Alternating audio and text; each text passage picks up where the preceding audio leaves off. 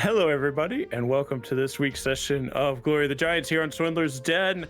We're going to have some fun tonight, but before we get to that fun, let's introduce our player. Actually, no, you know what? Let me do some announcements quick first. Don't have too much for announcements other than be sure to go check out our other campaign that's currently running on this channel.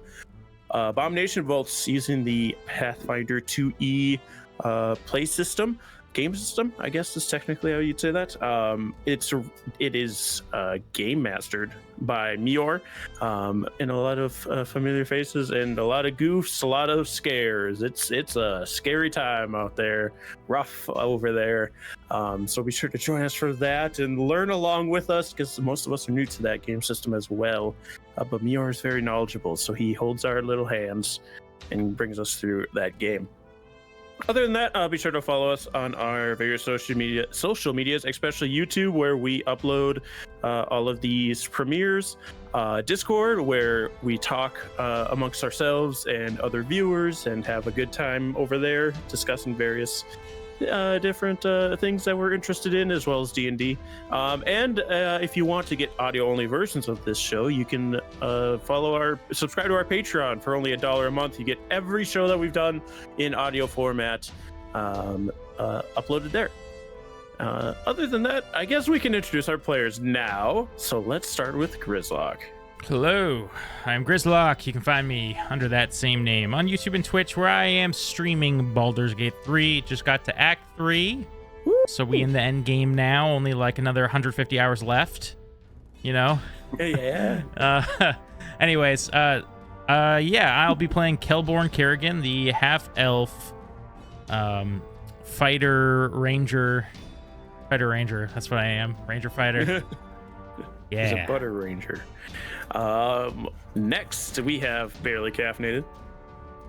Hey there, I'm Barely Caffeinated. You can find me over on Crits and Coffee, where we're currently running through a Shattered Obelisk campaign with a few of these familiar faces here, and I get to be a little baby DM, and they get to deal with my antics of little baby DMing, so it's been a lot of fun so far.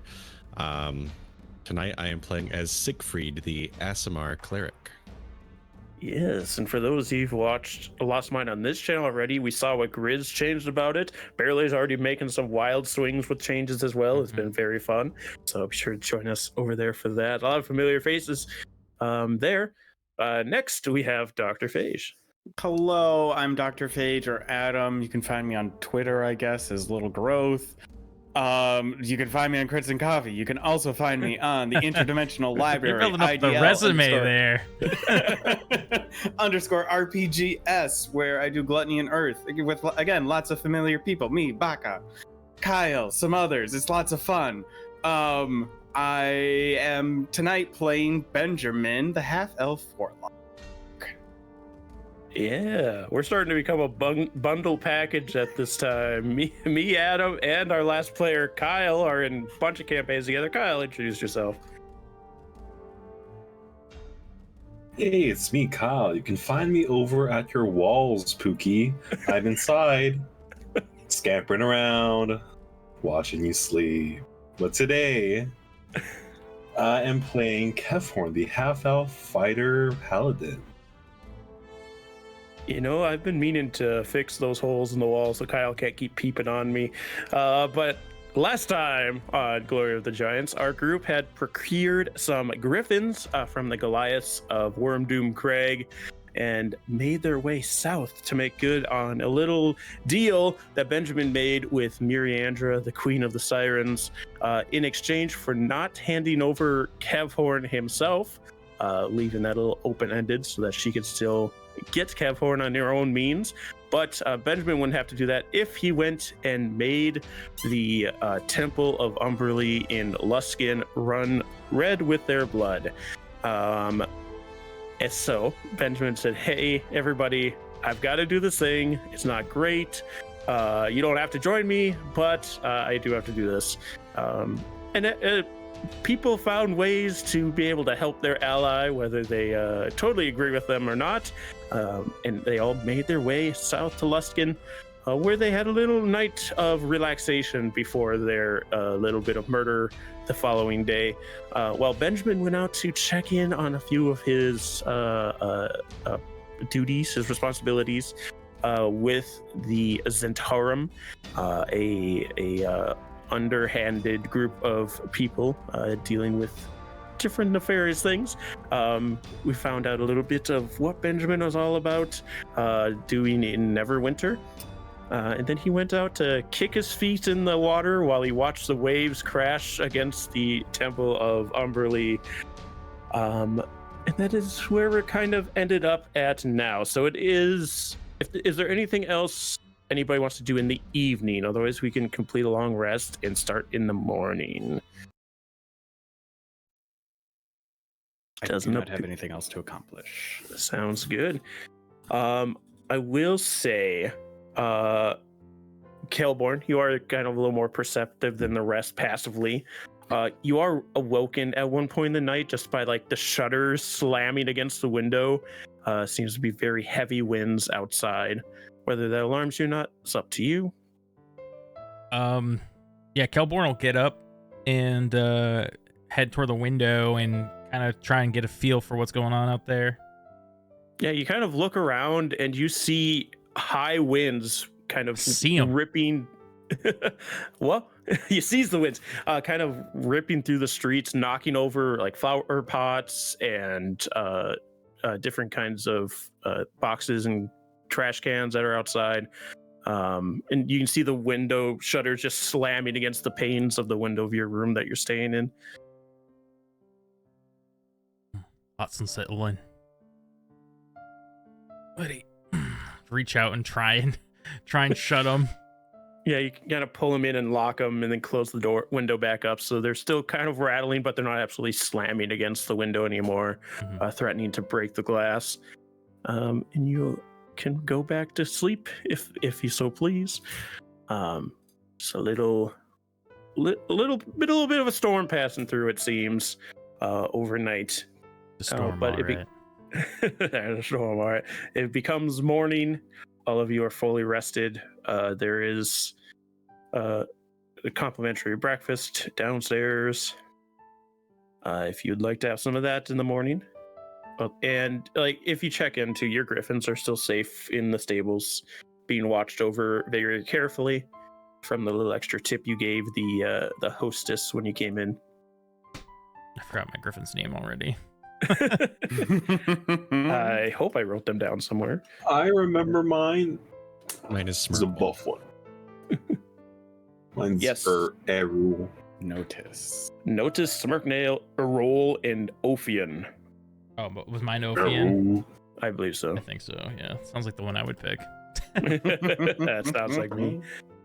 Can I sneak some protein powder to Eru? Yeah, you bring out some whey protein powder. Just this bulldog of a griffin. Your owlbear follows you out. Hoot. The elbow can have some protein powder. Shit, why not? She does need to get swole. Yeah, as we get food, maybe I would be like, oh, can we eat this upstairs and go over the plan one more time? of course.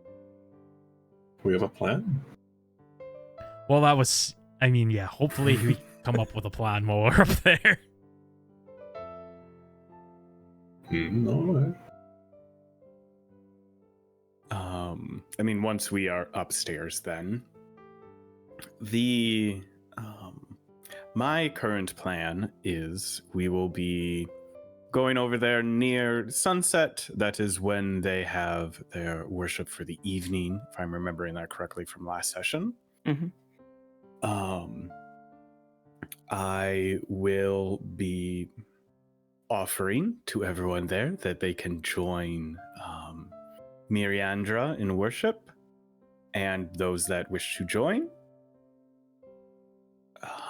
will be unscathed, and those that do not won't be. That sounds pretty brutal. I'm not gonna lie. I did tell you what needed to be done. Yeah. Again, if you do They're- not wish to participate, I will not fault you. They're bad people, though. Yes? What do we do if there's children there? I don't think that will be the case. The temple is in pretty rough shape right now.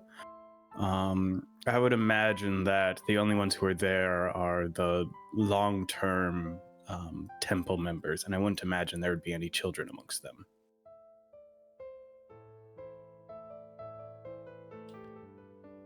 Right.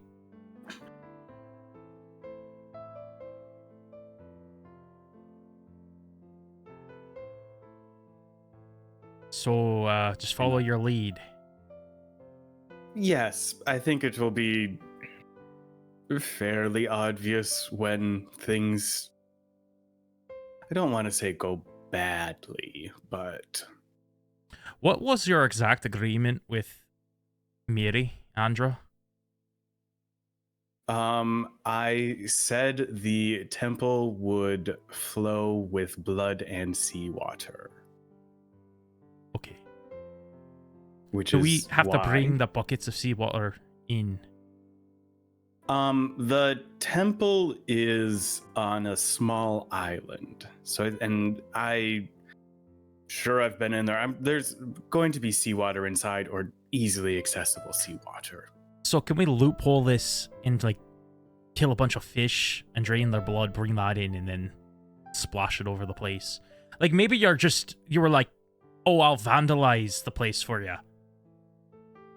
I don't think I can loophole it that much.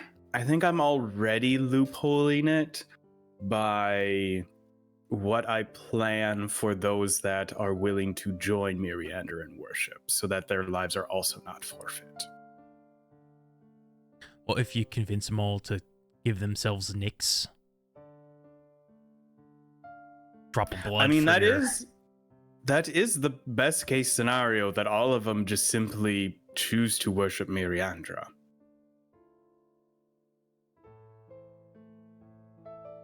I don't suspect that will be the case for all of them, but that is the best case scenario. I'm just hoping we like go in their basement and find that they're just doing something God's awful, and they were justified. They're not. Not that Miriandra is a paragon of virtue, but the pretender is worse off. Worse so. Okay. Understand, religion's pretty sensitive topic, for people such as Siegfried and all of you, really. Get your powers from. But why? Why don't you just serve someone else? Doesn't sound this. It always sounds like you're trying to, skirt around this Miriandra's wishes. It's. I don't know how to serve someone else. How did you come about serving Miriandra? I was thrown off the side of a ship to drown to appease the other sea goddess, and Miriandra came to me and saved my life and gave me the powers that I have, and I serve her now.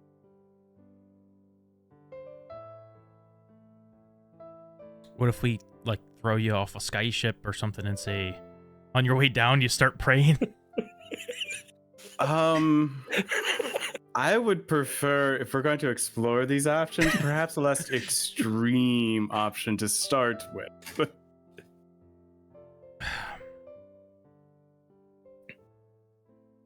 Any gods you favor? I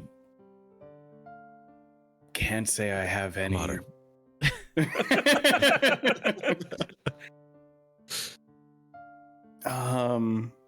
No, I mean, there's none that I particularly favor.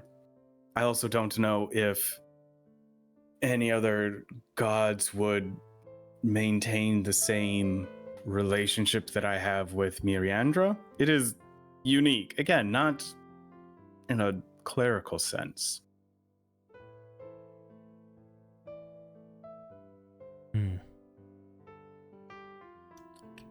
Who's this goddess? This is the Don't false... say her name, please. Yeah, whatever her name is. I just went weird.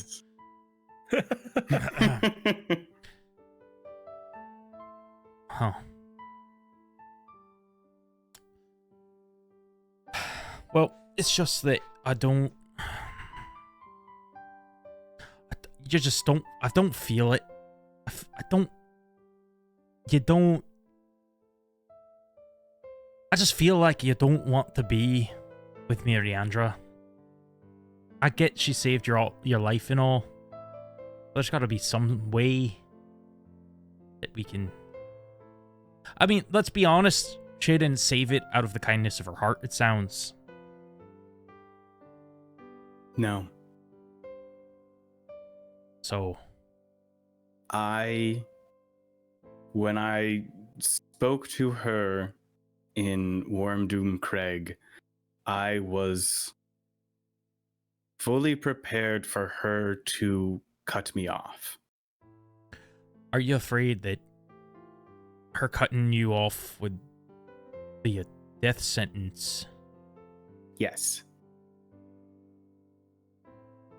And I was going to reach out to either or both Ilmater or the Hag to see if either of them would rescue me.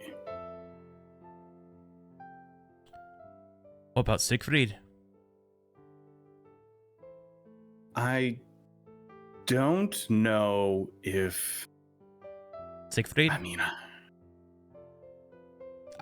If Miriandra was to kill Benjamin, do you think you could bring him back? What would I know about packs like that, I guess? I don't know. Roll me I'll say religion. But also just like a revive spell. 11. 11. You're not brushed up on pacts with all of the different kinds of beings you can hold pacts with, but you do know there's different levels to it. You don't know if Benjamin is technically, like, if Miriandra were to cut him off and kill him for defying his pact, if that is him dead new or dead as in when he originally died. Yeah, you just don't know the ins and outs of what the pact is, especially because you don't have it in front of you. And Miriandra is also a newer deity, so you aren't entirely sure what her pacts tend to entail. So you might be able to revive them, you might not. You might need a stronger revivification process. Gotcha.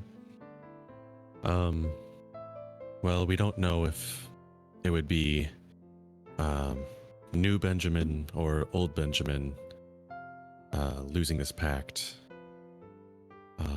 Another concern for revivification is that the soul must be intact as well.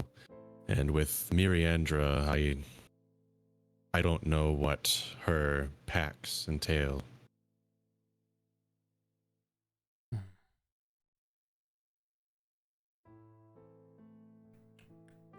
Did you get like a contract that you signed? No, not exactly. I don't fully know the terms of my deal with her either. I think she prefers it that way.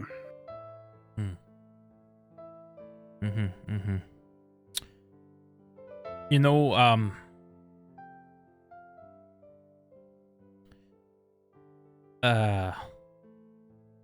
Owen. Archfey? What, is he an Archfey? Yep, he's an archfey. Archfey Owen? I mean, he's not the nicest guy, but he's a hell of a lot better than Miriandra, I'm sure.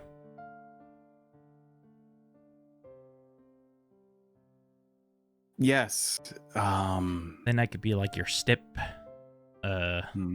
brother patron. I don't think it works like step that. patron. I also don't know what it would take to break it with Miriandra and remake it with another. I'll also say this for free to Benjamin. You know, Miriandra is the keeper of lost souls at sea. Technically, your soul is lost at sea. So, yeah, that's a fun fact. I look around for a piece of paper and a quill, and I write something down on it.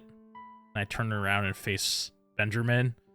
It reads, "What if we kill Miriandra?"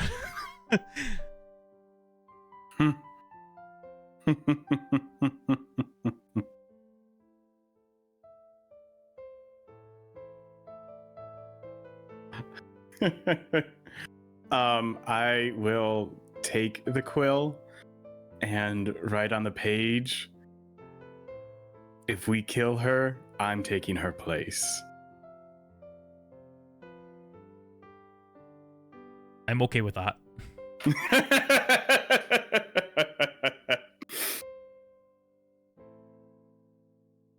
All right, so we're in agreement. Just completely switch things on Baka. He's not prepared for this. who says I wasn't prepared? Okay, perfect. I mean, I don't know if that is something we can accomplish now. We just killed an Archfey. I don't know how all of us could get there. We all take a I can get it pretty easily. deep dive. Well, that's the thing. She kind of chooses who comes to see her. Ooh. What if all of you? What does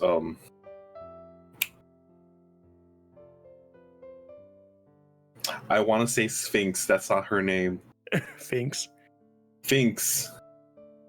What if Sphinx has some magical dust that makes you guys tiny? You guys can hide in my armor or something.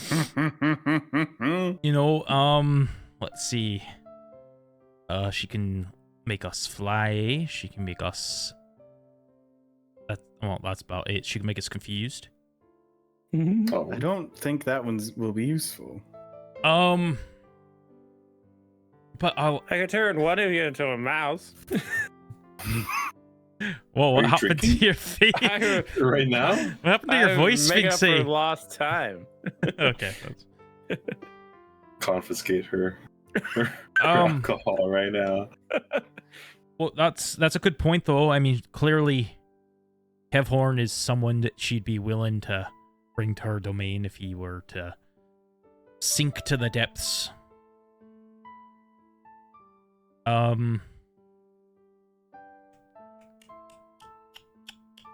I don't know if okay. So, spitball in here. If you were to defy Miriandra, wouldn't she be so mad that she'd want you to go pay her a visit? I don't know. Also, how does that get the rest of you there? Well, how does she usually summon you? There might be a way we can hitch on or just slip in. I go into the ocean and I am brought down to the depths and then brought into her presence. We hold You hands all really were- tight. What was that? We hold hands really tight. I mean, you possibly, but you were not drawn in when we went into the ocean previously, when Kevhorn and I were. I think I'll also say, I was just gonna say, Benjamin. Also, every time you've been summoned by her, you've never seen her. It's been complete darkness. Yep. Kevhorn's seen her, but you haven't. I think maybe the two of you I think the two of you could take her on your own without me or Siegfried. No, buddy. Kind No. of need the healing. Okay, I mean, if there's no other way. You do Why not not? need to come tonight. I would be an awful friend if you help me This save is not my about friendship.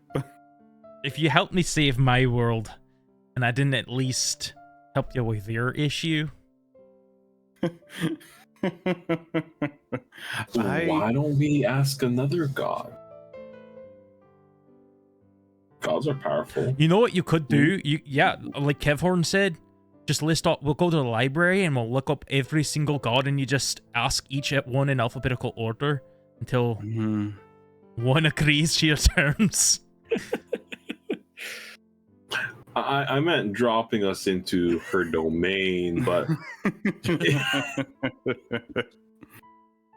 yeah, that's an option.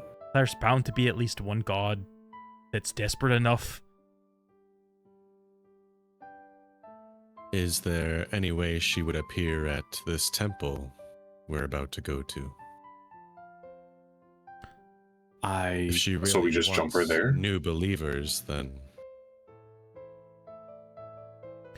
It's true. I don't know if she's allowed. I don't know what the rules are for deities manifesting on the material plane.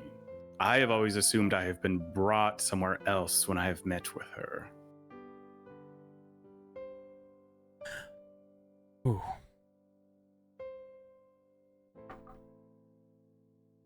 It's okay, I just rolled my own religion. Yeah. Okay. No, it's likely. I mean, I don't know how Miriandra works, but it is likely that whatever she sends would just be an avatar of hers, not actually herself.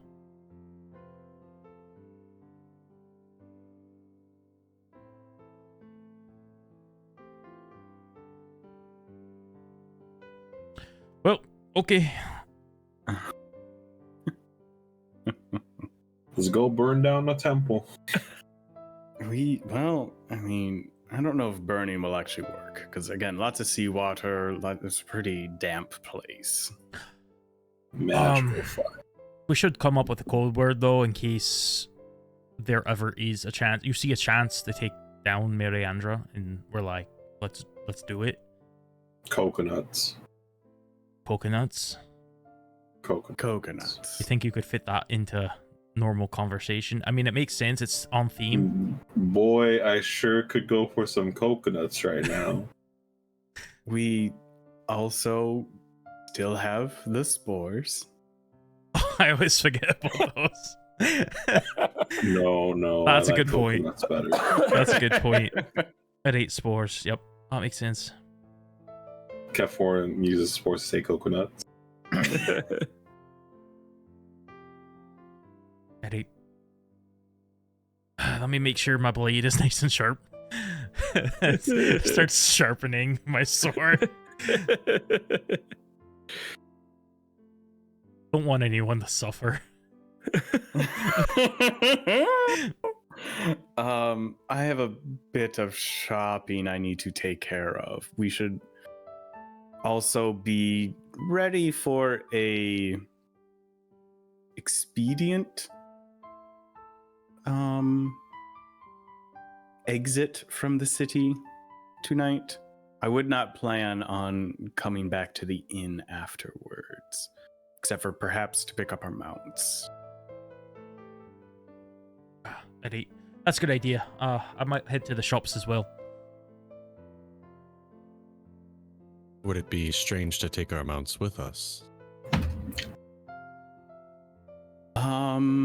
I don't think it would be strange if we had horses. I think we'll make more of a show taking the griffins through town.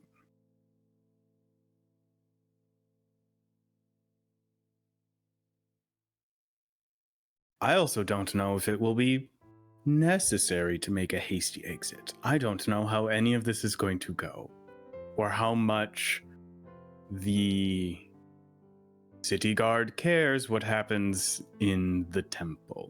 They may not, because Luskin is that type of city.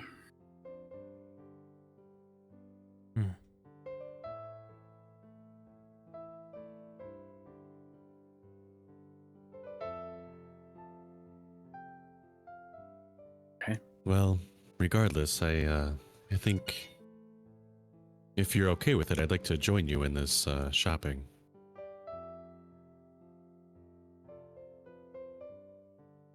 Great group bonding exercise.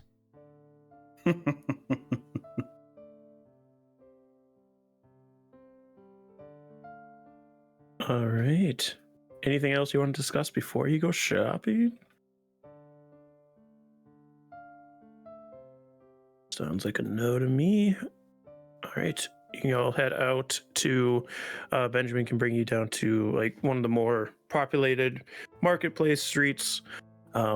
You see a lot of different stands selling foods, some selling like there's a couple magical item ones. There's a one selling like different herbs and things. Is there anything specific you're looking for?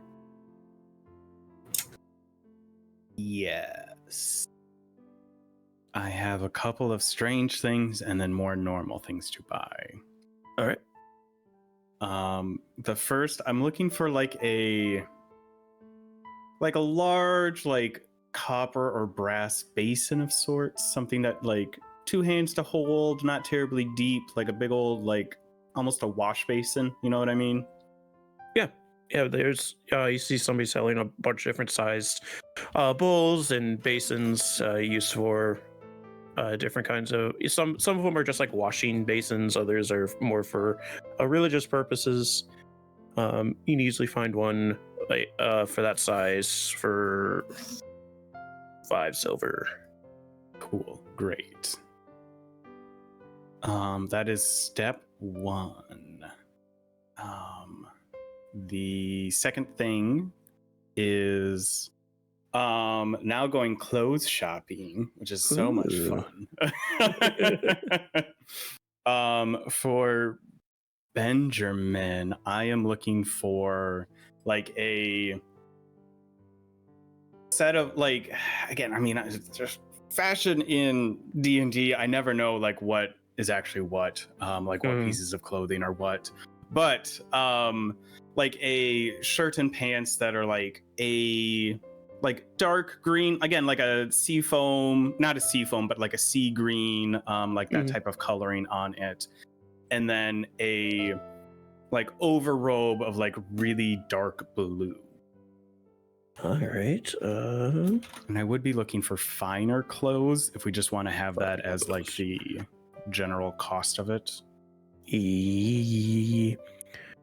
I'll say for like a full outfit that's nicer, 5 gold. Okay. And then more normally, I am looking for 3 more just like black serviceable cloaks in sizes that would fit Siegfried, Kevhorn, and Kelborn. Yeah, you could get those cloaks easily for another gold piece for the 3 of them. Were you organization 13ing this? What? Are we organization 13ing this? Is there like a bunch of zippers? A little bit, because the last RP type thing, I am also buying 3 like plain white masks that like wouldn't have any like real facial features on them, again fitting my companion. Yeah, you can do that for 7 silver. Cool. Great. Those are all the like RP things I want to buy. All right. Is there any non-RP things people want, or RP things for the others as well? I want to sell my scale mail.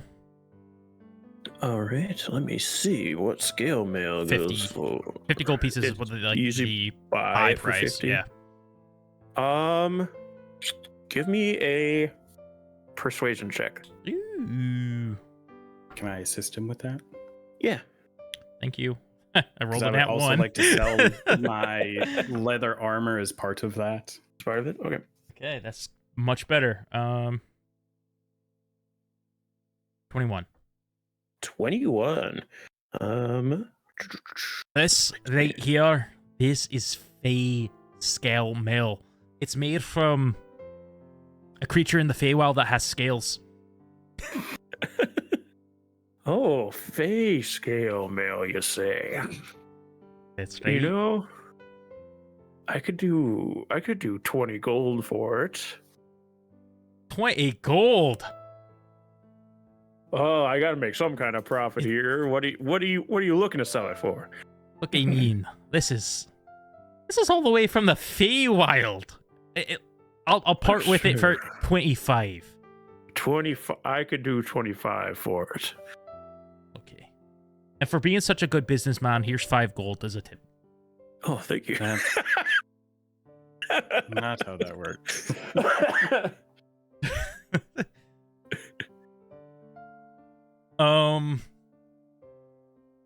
And then I want to buy like 2 potions of healing. How much are those? I assume somewhere common else. ones are 50 gold. So Yeah, if you want to get common potions, are 50. Greater potions would be 200. Damn. Superior is 2,000. I'll just So get the small boys. small boys 50. Yep, I'll do that. And then I want to find a book. And if you want, I can tell you what I find. Hopefully, unless you're not okay with it. Well, what kind of book are you looking for? Are Well, you looking for a in specific my kind of head, book? I was looking for a book with the list of gods, but I feel like all I came across was a children's book that was like, A Oh, yeah. is for oral. Yeah. B. Yeah, there's like a gods A to Z. Yeah. First book of gods A to Z for the young cleric. How much does that set me back? 5 silver. All right, sweet. So see 100 gold and 5 silver. I think that was it for me. All right.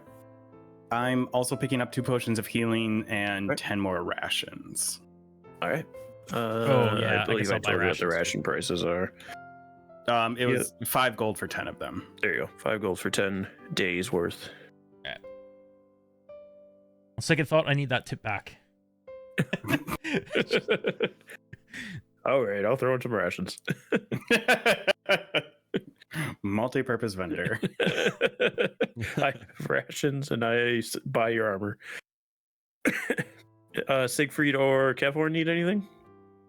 Yeah, Siegfried is looking to possibly find 2 platinum signet rings with the mark of Ilmater on it.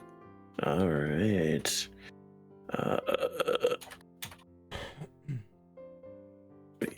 Right, so let's see what we can do for you. You're looking for some warding bond rings? Maybe. So they'd have to be worth 50 gold each. So the starting price is 50 gold on each of them. So 100 gold total. You're gonna just pay full price? Yeah. All right.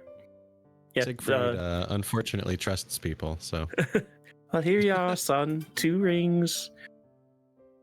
thank you, friend. Of course. Can I do anything else for you? Any other Ilmater pieces you're looking for? Well, while I'm at it, I was thinking about maybe getting some new robes. Do you have any? Oh, of course. We've got a few robes back here. Any kind of specific color or style you're looking for? Siegfried is going to look for some plain black robes with, I guess not plain, with some red embroiderment signifying Ilmater. Nice, yeah. We can do a set of those for 7 silver. And are these blessed by Ilmater himself? Of course, sent straight up from a temple of Ilmater. Ow! I just pinched my finger. Do you need some healing? I am a priest. Oh no! It just if you buy maybe some more things that would help.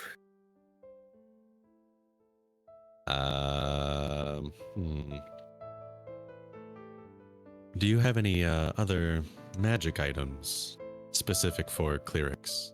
Specific for clerics? Well, we've got this what is this called?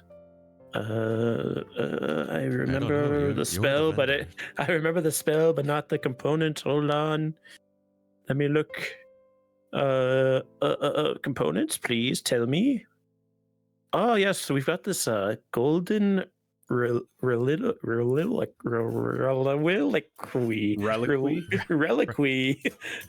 So we're 500 gold pieces, perfect for the cleric looking to summon celestials. Oh, well, I unfortunately don't have that much money. Oh, shame. Yeah, how much How was about it? 1 gold? For this?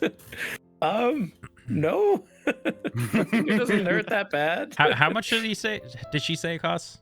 500. Oh. Siegfried, I've got 270.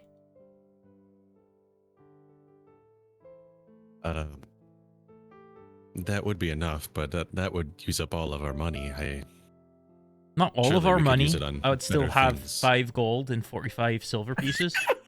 And you know what? I can part with these short swords and quarterstaff as well. I don't know why I have them, to be honest with you. Well, I think we'll pass on it. But do you happen to know where maybe a gardening vendor is? Gardening, there's some down the way there, I think. I really don't mind Siegfried. No, it's okay. I gave a bunch of money to the squirrels and the Fae. My squirrels. They were my squirrels. Well, the only celestial you need is me, so we'll just carry on. I think- Ooh. A little bit of ship happening here. I do, now that I looked at my inventory. Can I just sell the can I make a trade with that guy before one of my short swords for one of his daggers, just because I always like to have a thing Yep, to like you can do whittle that. or whatever, and then sell the short sword and quarterstaff. Short sword goes for 10 gold and a quarterstaff goes for 2 silver. Yeah, he'd buy him for 5 gold and trade Okay, the dagger for the cool. other. Sweet. Since you have such good rapport with him. And yet you're looking for some gardening stuff. Yeah, to repot his bonsai and some mulch to help keep it warm, since we're more northern and colder area. Yeah. 5 silver would get you enough equipment to get it all nestled into a new little carrying pot. Cool. And Kev, or do you need anything? A stone. A stone. A cleansing stone. A cleansing stone. What rarity is the cleansing stone? I believe it's uncommon. Uncommon. Or no, I sounds- believe it's common. Sorry. It's common even. Roll me a D100.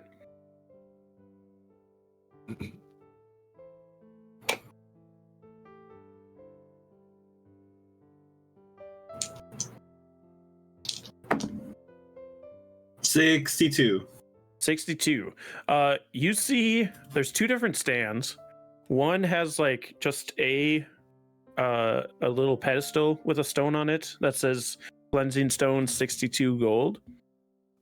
In a stand not too far of it just has like a big crate full of stones that says cleansing stones 5 gold each.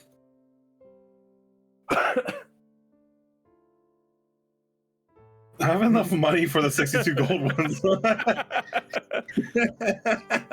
I'm not risking it for the bargain bin. Yeah. you can go buy them. Also, I know you just bought us cloaks. Yeah. I'm gonna buy that $62 one. 62 gold one. Is there a cloak I know you just bought us cloaks. Is there a cloak of protection? A cloak of protection, going for the big items. Ah, now I'm jealous. Let's see. An uncommon. Roll me a how do I want to do this? Roll me a d10.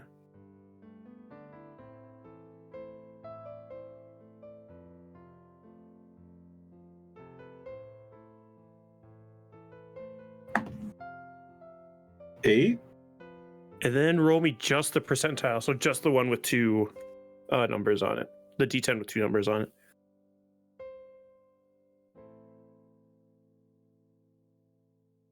Wait, I'm sorry? The percentile dice, so it's the other d10, but it's the one that has like 20, 80, that stuff on it. Just that one. Oh, okay. Yep. I was like, huh? 80. 880 gold for a cloak of protection. Yeah, Faerun, do you need 270 Okay, gold? guys. No, Oh. that's not gonna cover. Okay,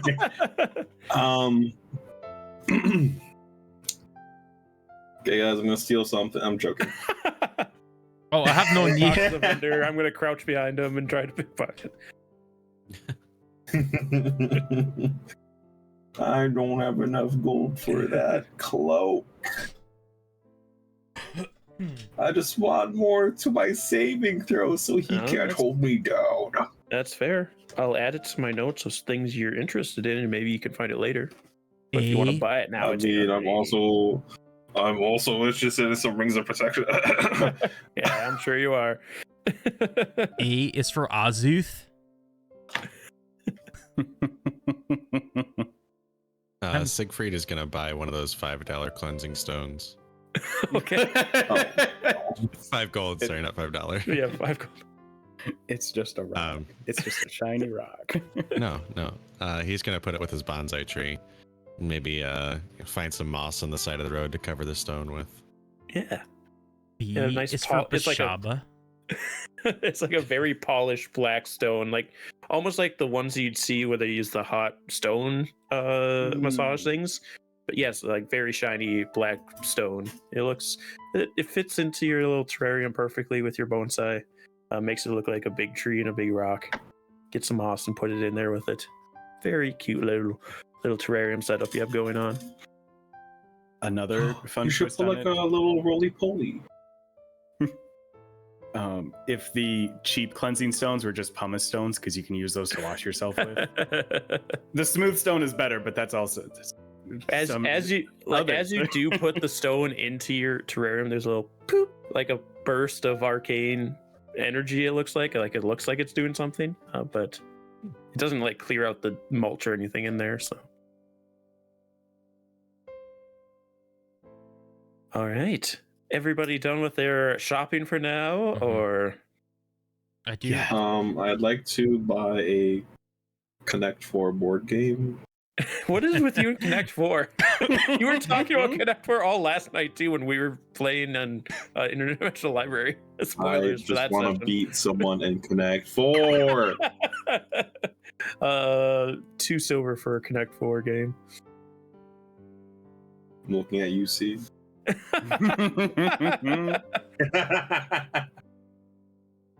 So, Challenge accepted. The shopping takes you about midway through the day, so you still have some time before the evening service of the Temple of Umberly. You know what's cool about this book, Benjamin? What? If you flip it on the reverse side, it shows you evil goddesses, evil gods with that same. So A is for oral. That might be more up your alley. You have to like I turn think- it upside down And and read it. I do back to show it. front. I do like. I've been showing you every time I say a name, and it's got like their symbol. So it's like it has like a 6-pointed snowflake. I think they're dead too? I don't know. I don't know. There's a temple to Umberly in the city if you want to go visit it. Hmm. Or Oral, not I said Umberly, didn't I? I meant Aril. If I'm going to get out of this, I would prefer to maybe not like as evil of a deity I flipped or the book entity. back over. Not that I'm looking for like, and like I whisper, not that I'm looking for like paragon of justice type situation, but like What about Shanti, the neutral goddess of agriculture? oh, that's not really my speed. I'm not really a country kid. Pretty much a city kid born and raised. That's okay. There's plenty of City boys rise up. plenty of letters still to go. You know, Tyr and Torm are both good options too. Well, let's see which one's in this book. Well, there can only be one.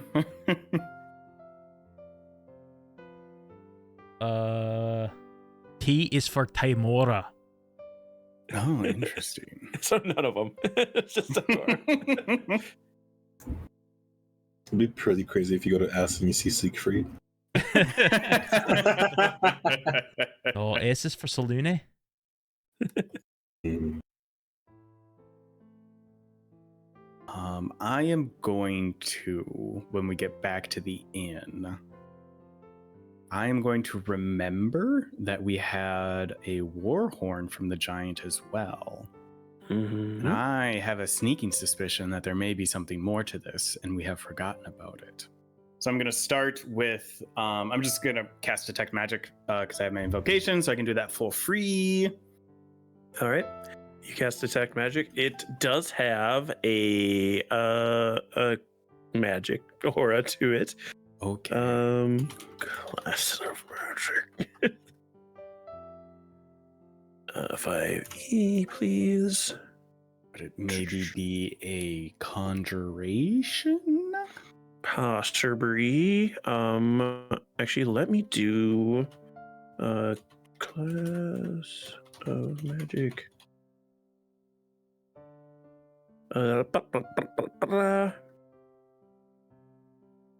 Of course, it's giving me what class can learn the spell, please. Here, let me just look up the damn spell. They call them schools of magic as well. School, that's why it's getting stupid crap. Transmutation. Ooh, interesting.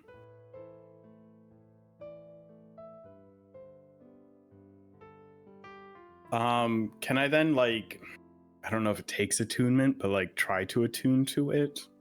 Doesn't seem to take attunement. What would it take then to like try to understand what's in here then? You could do an Arcana check. It's going to be a decently high Arcana check because you're kind of just guessing what it does. Or you could possibly take it somewhere to get it identified. I'd have to pay for that then. I don't really have the money to pay for it. Not the DLC. I'll try an Arcana check. We'll just go for it. It's a 16. With a 16, you can tell it doesn't, and alongside that detect magic, you can tell it doesn't hold something inside of it necessarily. It seems to still act like a horn, but have a magical property to it possibly to make it heard in more places than just the immediate surrounding. Okay. I think me, the player, knows what this magic item is now. It may or may not be useful to you at this point in the game. I'm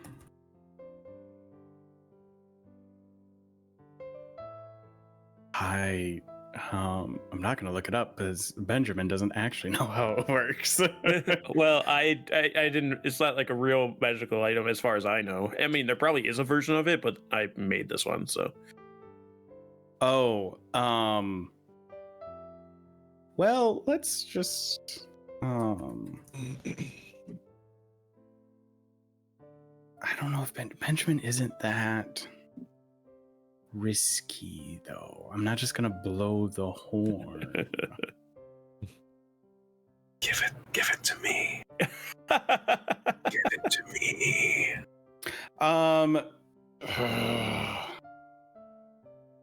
Was it like summon a bunch of ogres? No, I mean that's not the vibe I'm getting off of it. Do I know how much it would take to get it identified? You could do it for 50 to get it done legitimately. You could probably find somebody to do it less, but you don't know if that you take their word for it. This is a lot. You can get a lot of back alley deals done if you need, but it doesn't mean it's going to be correct every time. I'll bring it up to the others to see if they can get any other information about it. Do any of you want to take a look at this? It's magical. I don't know exactly how it works. This is a horn we got from the frost giant that we killed.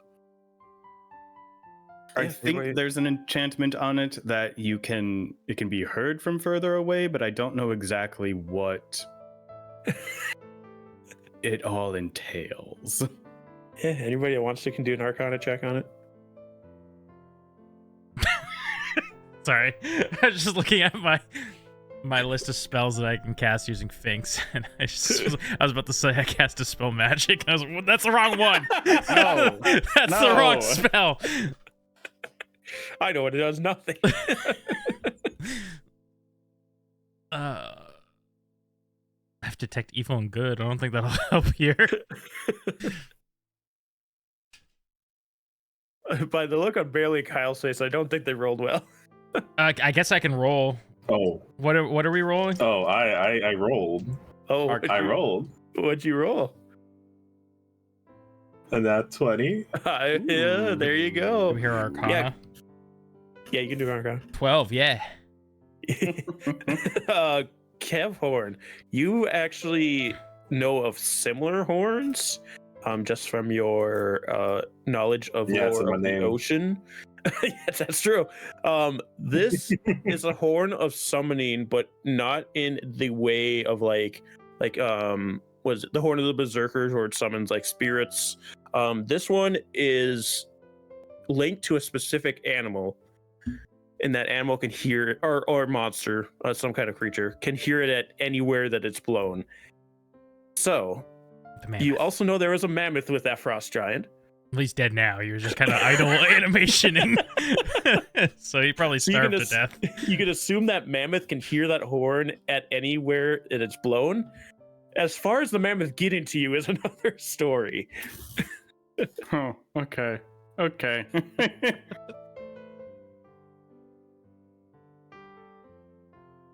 Knowing this, getting into Luskin with a mammoth would have been way cooler than Griffins. I'm just saying.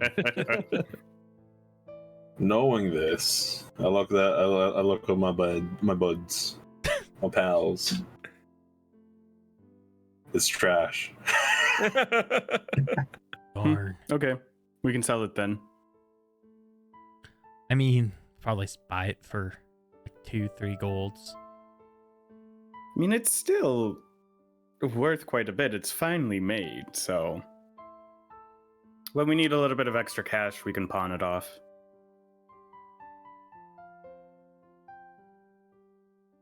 Damn, are we struggling? Do we need money? Some Are of we us have poor? had to buy expensive spell components for some of their spells.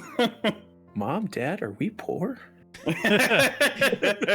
Mom, Dad, are we still going to Disneyland?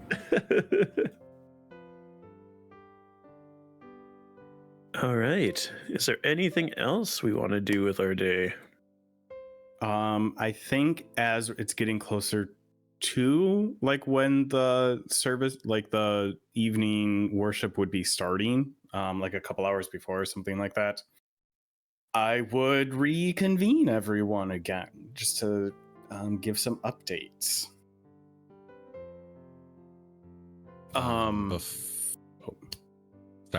Before that, Siegfried is going to approach Kevhorn. Whoa! You're already shipped with someone else. Now, Kevhorn, I know what you think of the gods and Ilmater, but my intention is to protect you, regardless of what happens. And Siegfried is going to hold out one of those signet rings that he bought earlier. With this, I believe I can channel my divine energy to protect you no matter what. This is not a proposal. I'm a man of the cloth.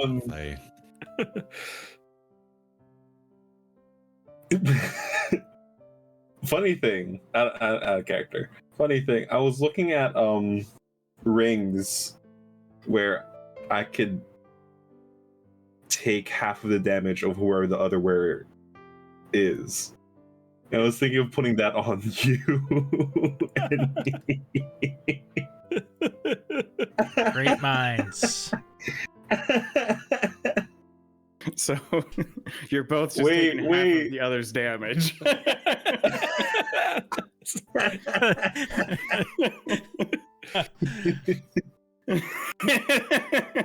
But I was like, I don't have enough money for that. I'm broke. Do keep in mind that whatever pain you are inflicted, I will endure it with you, and vice versa.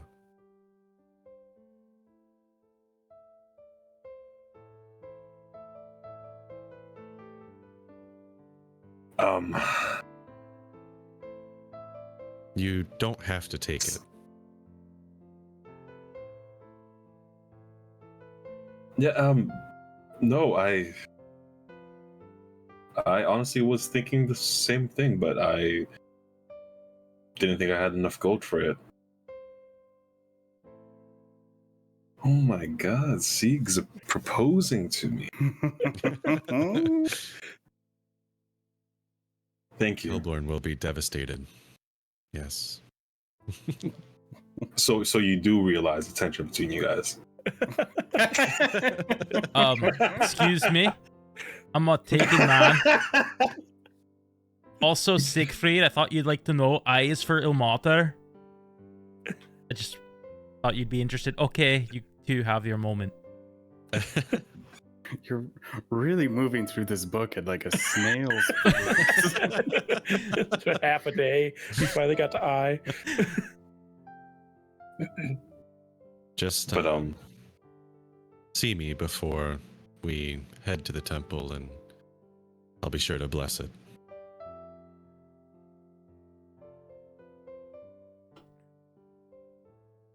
Well, yeah, I will see you before we go to the temple. It sounds like we're sneaking off, Sieg.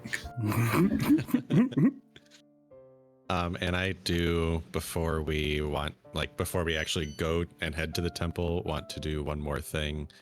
But I'll let anybody else do their thing if they want. I got nothing. All right. Well, then it's just if Siegfried wants to do this before, or after you all convene, or if Caphorn had anything. Nope. I didn't have it. And I think the floor is yours, Siegfried, if you'd like. Okay. Friends, again, while not all worshippers of Ilmater, I would like to offer us some protection before we go through prayer. And regardless if you guys gather, he'll just, in the spirit of Ilmater, let us become beacons of hope for others. Compassion is the balm that heals wounds and binds us together. Reach out to those who suffer, for in helping them, you embody the essence of Ilmater. And Siegfried is offering a motivational speech. Ooh. What all entails the motivational speech? Like the benefits, I should say. So each of us gets 5 temporary hit points and has advantage on wisdom saving throws. Ooh. If an affected creature is hit by an attack, it has advantage on the next attack roll it makes. Once an affected creature loses the temporary hit points granted by the spell ends for that creature. And I'm just going to go ahead and put this into the chat if that's a-okay. That would be excellent, because I'm going to forget everything besides the temporary HP. Also, Me too. Also, give me a religion check while you do this. I'm gonna do that too. Ooh. A religion check. Got a 1. So Azuth's out. As you hear Kelborn quietly, "Dear Azuth, I have a friend who really needs your help right now."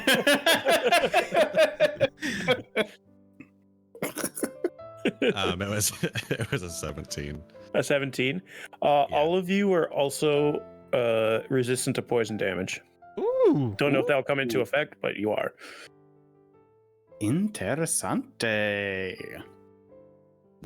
Very interesting. Okay. Will that also fade once we lose the temp HP, or is that unknown at the moment? Yes, that is also it's along with the speech, so you would lose it after you lose the temp HP. But yeah, Siegfried, you feel a little extra kick to your speech as you bless your allies. And you see as one of the eyes just opens for a second and closes again. Do they see it? I think What Kelborn does. where? He's the most perceptive passively of the group. So it's just like very faint. It's one of the eyes that had the slit for a pupil. Wasn't like normal humanoid looking eyes. Not that any of them are really normal. I gave it a wink. It winks back.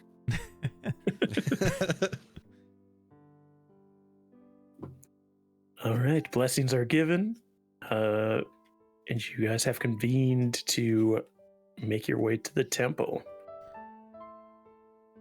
I will pass out the cloaks and masks and say, if you wish to remain anonymous, I wanted to respect that.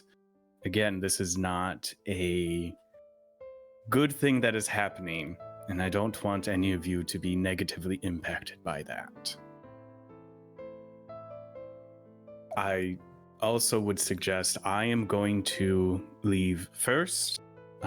Give me 5 minutes or so, and then you can leave as well. Wait outside of the temple until I will message you when you need to enter. Or if it sounds like things have suddenly gone south, use your discretion if it sounds like things are going badly in there. Goody. As I look to the sky again, or like look up. Just nothing. All right. Give me a perception check. Are we outside or are we in our room? I guess that's up to you. Are you outside or in the room? I assumed we were still in the room. This is like just before Benjamin would be leaving. So I don't know if you still want me to roll that or not, but Yep, you can still roll that. I'm just looking up. That was, I just accidentally bumped it, but that was a 19 plus 6 for 25. Mm-hmm. A 25. It's getting to dusk. There's a red-orange sunset cresting over the ocean out your window, past some of the buildings. You also see very far off in the distance, it looks like dark clouds might be rolling in later tonight. Indeed they are. Nothing. No signs. All right. If you are going to wear those, put them on outside of the inn so that it is less obvious when we are leaving.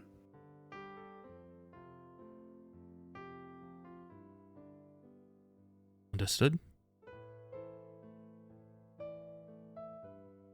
Okay. Thank you again. Did you put slots in mine for my wings? Oh, I thought you meant for each of your eyes. I was confused.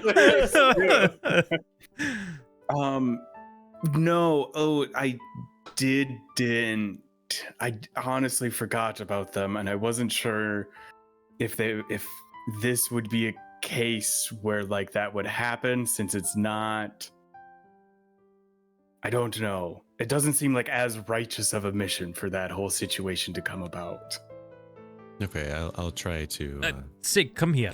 control myself. Yeah. I take my dagger, cut 2 X's so that like it'll hopefully they'll pop out. Thank you. I guess we'll see. It's still not fully under my control yet. The dagger's already coming in handy.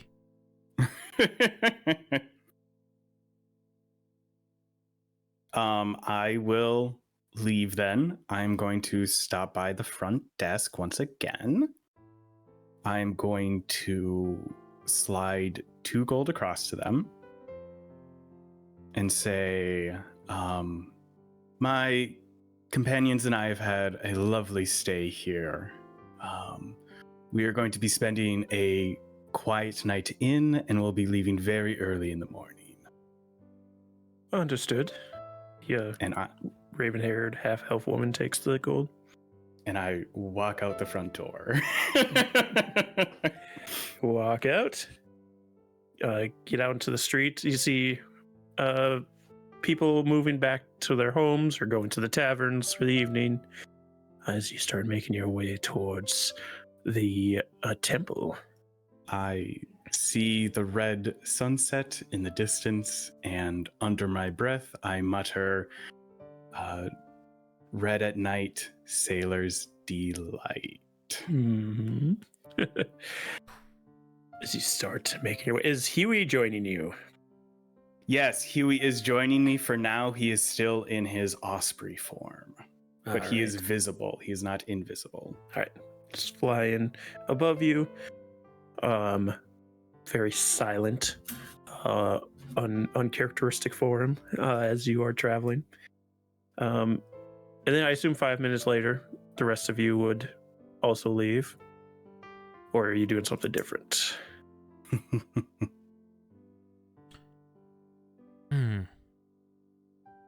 Do any of you have like a disguise self magic? No. No. That would be lying. Well, you're Siegfried's right. still holding his morals You're 20 right. sessions later. No, you're right. We shouldn't lie while we're slaughtering the innocents. Well, they could be guilty. If they worship this goddess, then they are probably guilty. Alright, I have to get through this list a lot faster, guys. Dear Lythander, I have a friend who really could use our help right now. Roll a religion. And I do want to do one thing. You want 8. Yeah, nothing. For the shits and giggles, I'm inspired by his actions. I'll call out to a god. All right. Here's the book. Take your pick. All eyes are on me anyways, so I'll just call out for a higher power to help out Benjamin. Benjamin. Benjamin was a 12. 12. Are you just reaching out to anything that's listening?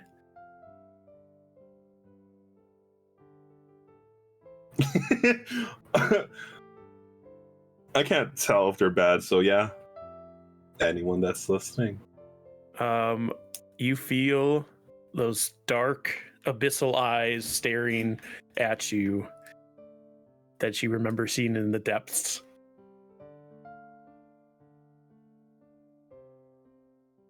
I'll look back. You don't see anybody around, but you know somebody's watching. Why are you watching me and not Benjamin? No response.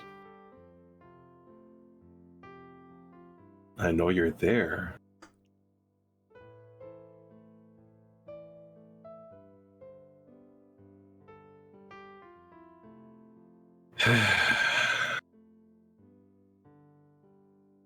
Hill.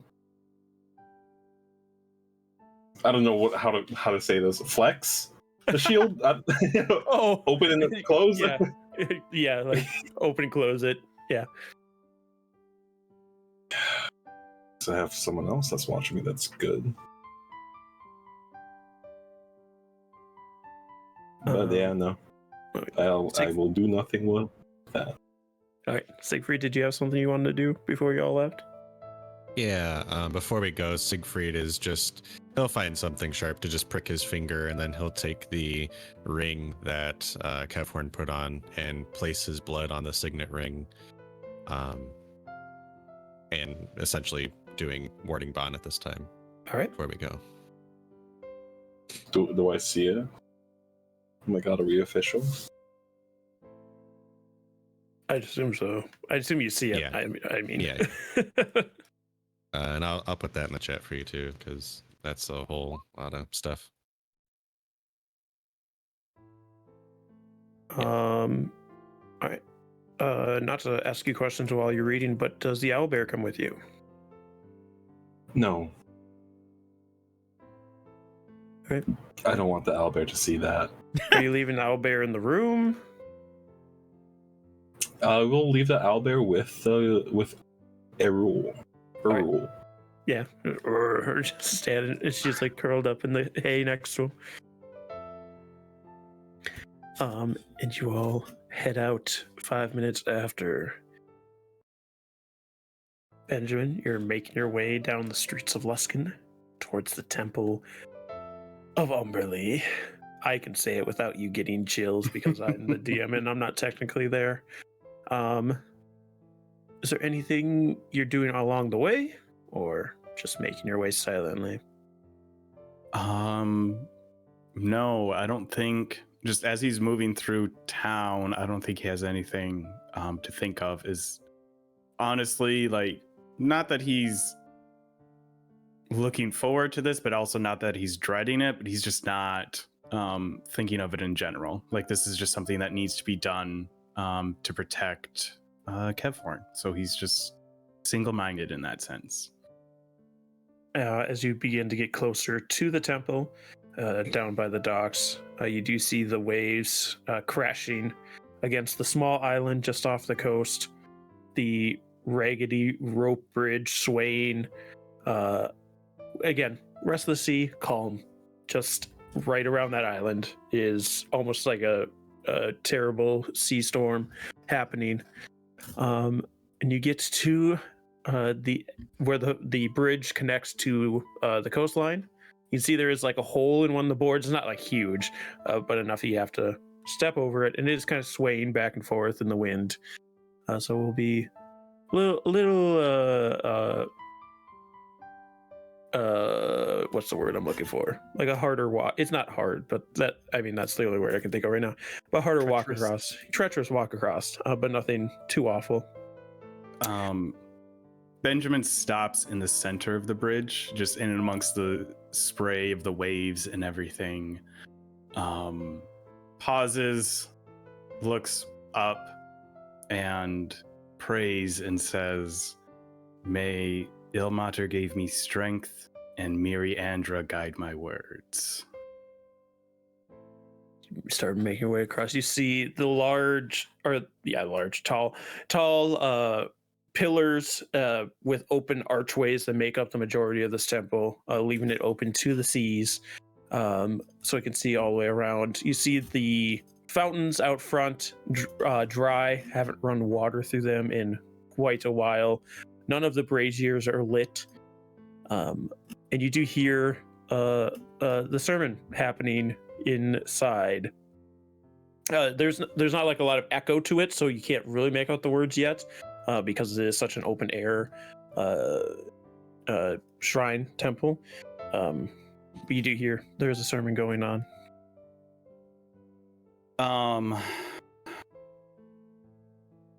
Yeah, I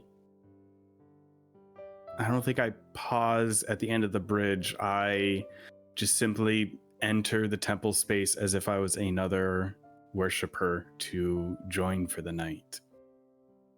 As you begin to enter it, you do see a few clerics in here that are kind of towards the front. They're still listening to the sermon that's at the back, happening at the back of this temple, but they're kind of standing place near some statues that are kind of cracked.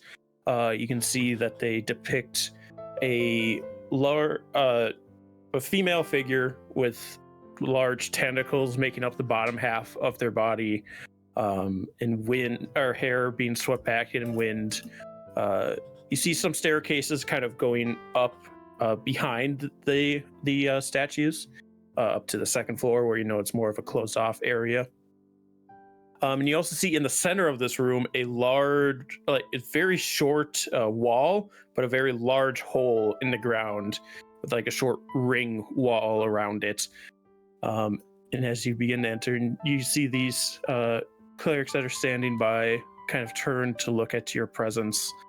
You do hear towards the back of this chamber, where there's opening to the ocean, kind of a raised up space with a pedestal, where a elven woman wearing like almost like a headpiece that kind of has tentacle aesthetics to it, carrying a trident that has like it looks like a squid wrapped around the center of it. You hear her crying out, and we pray for your return, Umberlee, to take back what is yours. And as soon as you hear the name Umberlee, just blood boiling, raging, almost like a raging sea inside of you, as this happens. I am going to continue walking forward towards the front of the worshippers. Just like, paying attention, but not trying to make a minor scene, just in the sense of like very purposefully, like in the middle of this, walking all the way to the front and positioning myself at the very front of it as the sermon is happening. Yeah, you make your way through up towards, there's a few benches up near where this person is conducting the sermon, and you get towards there's like 2 or 3 steps up to where she is standing, and you get to the bottom of those steps, and she stops her sermon and kind of lowers her hands. And what, pray tell, brings you to Umberlee's temple? This is more... Sorry. This is more than I wanted right now. This is later. Why, I've come to worship tonight. Well, she's like taken aback a little bit. Well, we would... If you would like to take a seat, then I can continue on. It seems like your worship is not going well, though. How so? Well, your temple is besieged by the sea that you worship. Your fountains have run dry. Your statues are in disarray. Where is your goddess? Why has she abandoned you? She has not abandoned us. She has merely been usurped by an worthy being? She is dead. You are worshipping a corpse. As you say this, you hear like movement of the people, some of the people behind you, kind of some of them standing up from benches, and you can see that the priestess takes more of an aggressive posture. What are you actually doing here? I've come to worship and to give you a choice. Your goddess has abandoned you. She is not here. There's a new ruler of the sea, Miriandra, goddess of the seas and queen of the sirens. Do you hear like murmuring and gasps going through the people here, and you see the priestess raises her hands. So you follow her then? You've come to spread her name in a place where it's not welcome.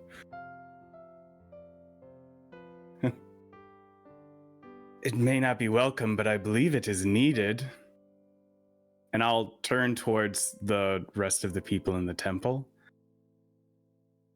What are you worshiping here? What benefits have you gotten? You are under siege by the thing that you worship.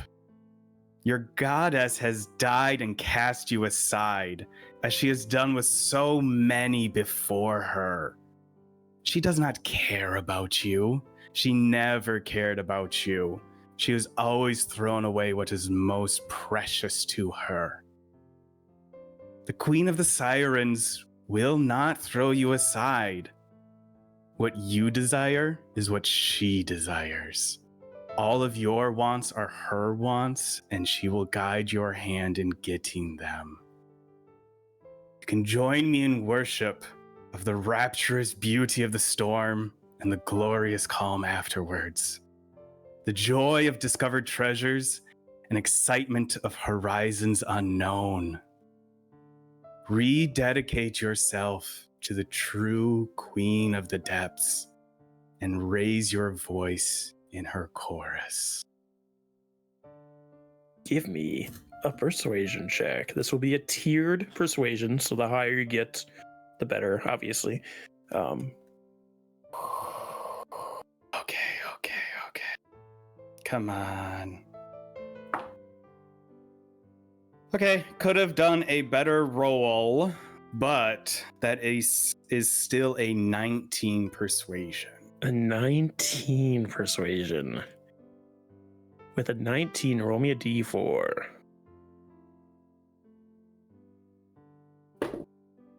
2.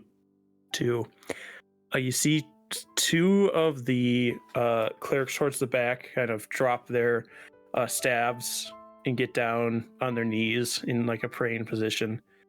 But the other 4 and the priestess stay aggressive. And you hear from behind you the priestess, "I've heard enough. Remove him from our temple. Throw him into the sea if he is so willing to give himself to her." And they're going to start moving towards you.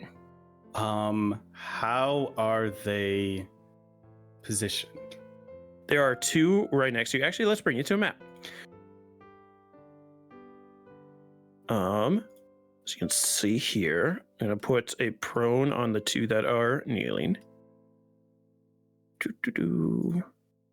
They've kind of been moving towards you as you've been saying this. So the 2 towards the back kind of kneel down, but there are 2 right next to you, 2 a little bit further back than the high priestess up on the pedestal here. Okay. Give me 1 second to do some slight measuring. This is okay. Cones are as wide as they are far away from me. Wait. I can I can do cones. Perfect. If you want to move yourself into one of those squares as well, because you're kind of in the center of a bunch of them, or if you want to do it from there, that's fine too. I'll just move myself there. Okay. I have you here. I don't know if you have him flying somewhere else though. He would be hanging out, like flying above me. Okay.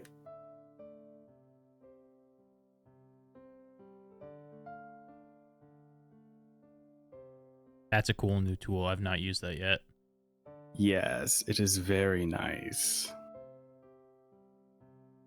Sorry, this may take a little bit of waffling as I see if I want to take a step to the side or something. Here, I apologize. Let me put them in actual squares too, if that helps, because they're kind of just not in squares right now. Yeah. 2 of them weren't. So let's assume I was here.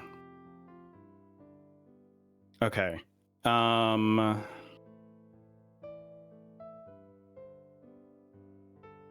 Oof.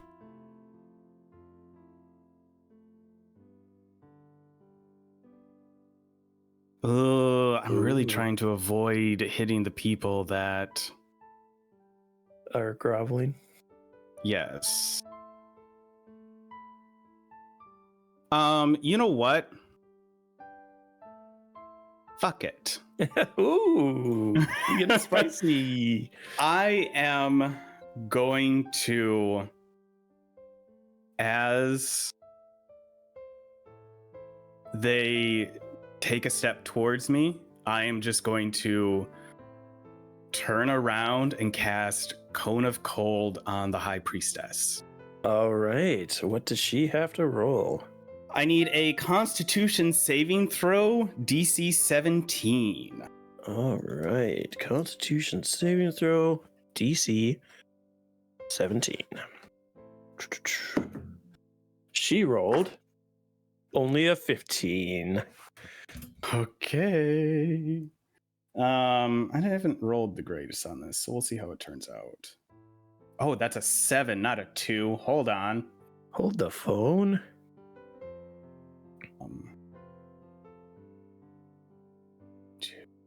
Still could be better.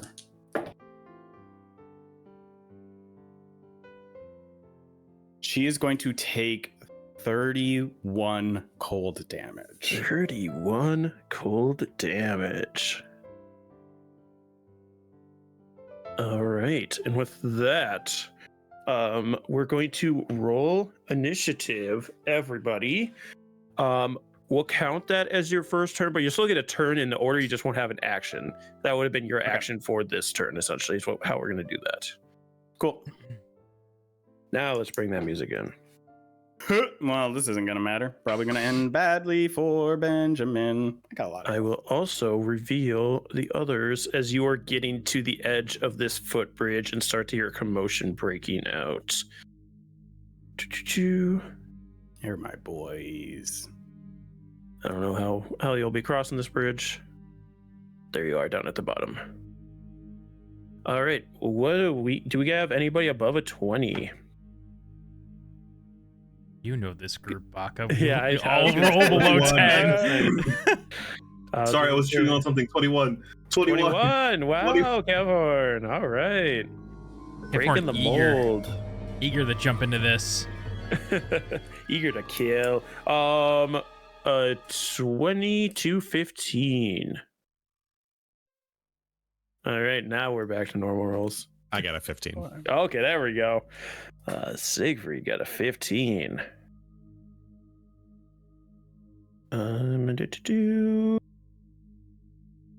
There. We got 15 to 10 then. 13. Okay. You know, Kevhorn's kind of the best at initiative rolls. So Kevhorn, what'd you get?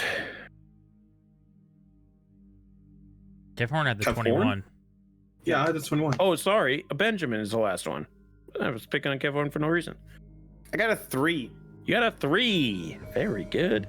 But you already got your action off for this round at least, so. Yeah, I mean, I'm glad that happened because. And then this one. All right. So we start with Kevhorn. You start to hear a commotion happening inside of the temple.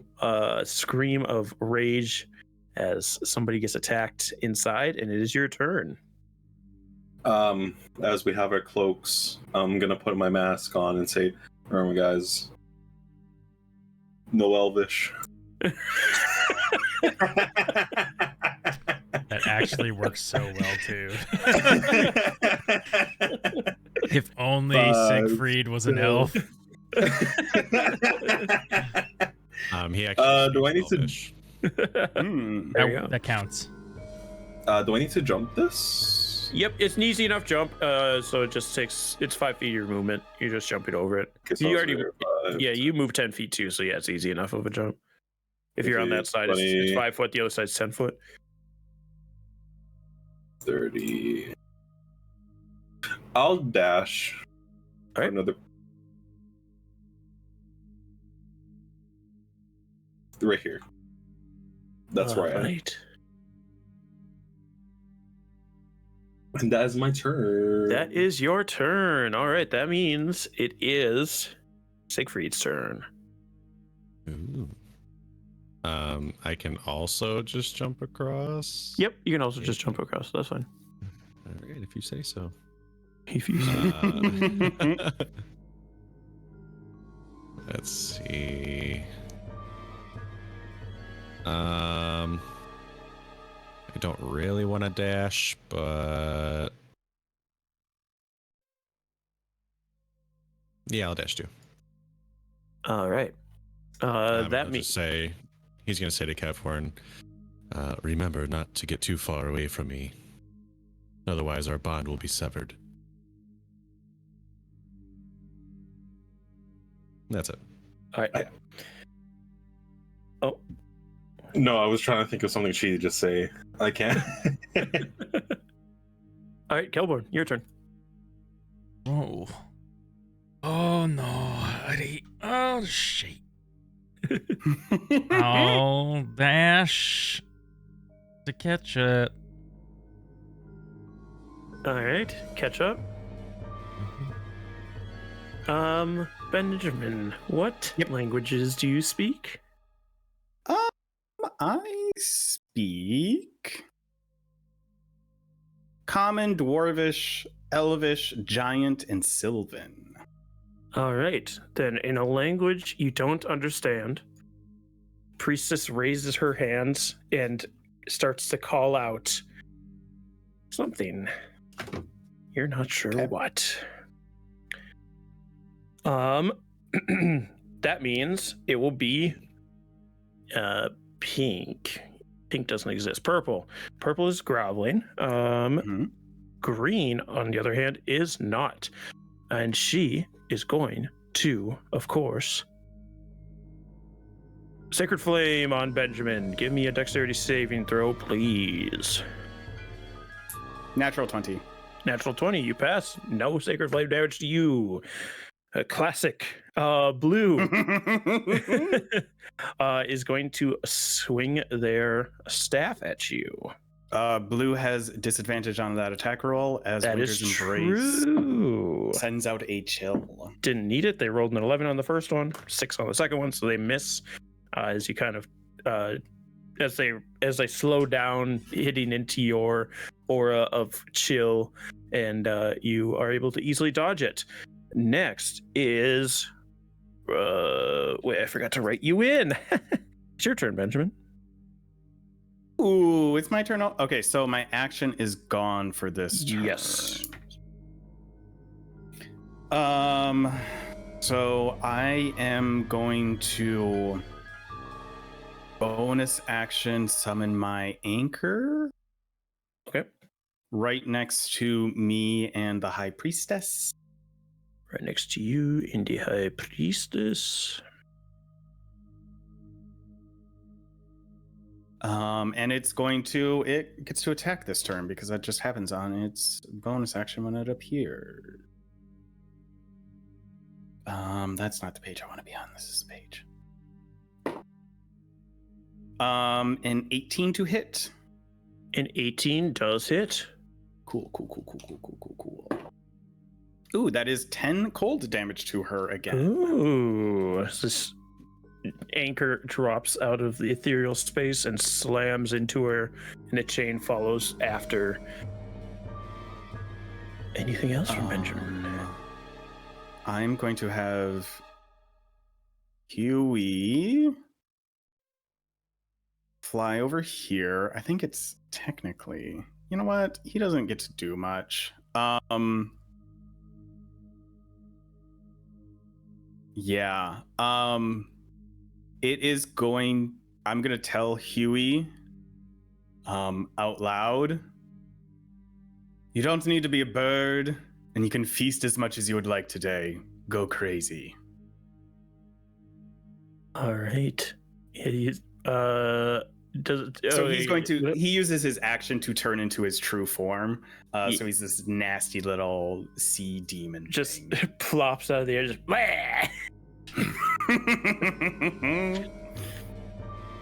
All right. Can you do anything else on his turn? Or is that his action? That's his action, unfortunately. All right. Just for a little bit of flavor. Then Red is going to turn to Huey and try to hit him. Okay. She rolled a nat 1. So also miss. Yellow is groveling. 21 Kevhorn, you get to go next. You do see ahead of you this open hole with a short wall around it, as well as the scuffle that seems to be happening up by the statue. You do see two people. Actually, they are kind of going to scoot away from this carnage, get a little bit outside of it. That's what they would have done on their turn. So you see two people kind of like crawling out of the temple, but Benjamin in the center of a bunch of clerics. There's no walls, it's just pillars. Yep. Yeah. I don't want to be teacher's pet, but I don't think Orange went. Did Orange not go? Because Green did a sacred flame on me, right. And then Orange didn't do anything. I was Yellow. Orange. It goes in between Kelborn and Siegfried. So give me another dexterity saving throw, Benjamin. That's a 5. Okay, you're gonna take some sacred flame. Flame worked. It worked, baby. This never happens. Because I got a fucking +1 on my dex. You take 2 points of damage. Ooh, I still have my temp HP. Woo! All right, now it's Kevhorn's turn. Skip that, baby, bet. And I will yeet my trident at this one. Orange. All right, yeet.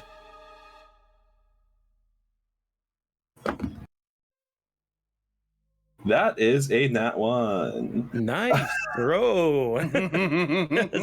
It sails past them, and then you just see it like boomerang back towards you, and you catch it. She redo. I will. How far can I spawn you again? Where am I? Where are you? 15 feet. Yep.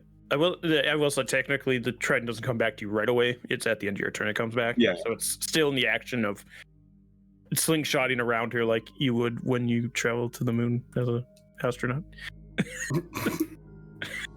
Very specific reference. Incredibly specific. You know, you slingshot the spaceship back around the moon and get back there. I do know. I'll have the echo over here. All right. Let me double you up. You don't need me to roll anymore, right? Huh? Did you want me to roll? Oh, no. Yeah, no, I'll take care of that from now on. You do see the drowned echo appear. Oh, how fitting. And that is my turn. All right. On initiative 20.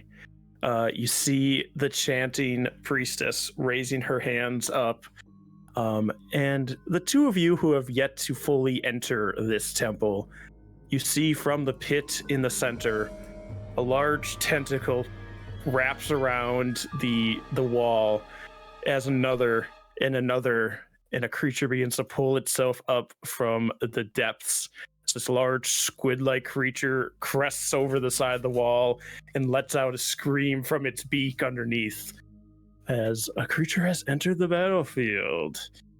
I mean, it's got to be on our side, right? Yeah, for sure.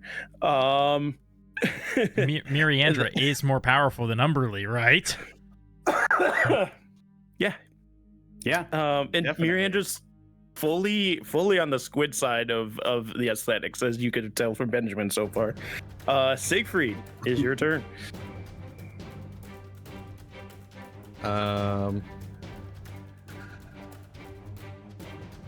Boy, oh boy. I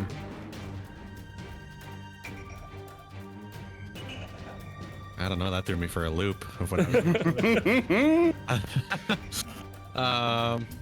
I couldn't let just a whole party of level 8s that just do some light murder without a little extra challenge. All right. Siegfried, looking at these people, can he determine maybe how evil they are, or how much pain they and look misery so they have caused for evil. other people? Do an insight check. Benjamin throws his voice. I kill a lot of people all the time. I love killing people. 14. 14. You don't necessarily know each of their individual actions, but you do know they serve Umberly, and that at one point this was a very well-renowned Umberly temple. So they probably carried out some deeds, and they seem to have some kind of strange creature in their temple. So who knows how they were taking care of that thing. Okay. Then Siegfried is going to begin his transformation into his ascension. All right. And he will say,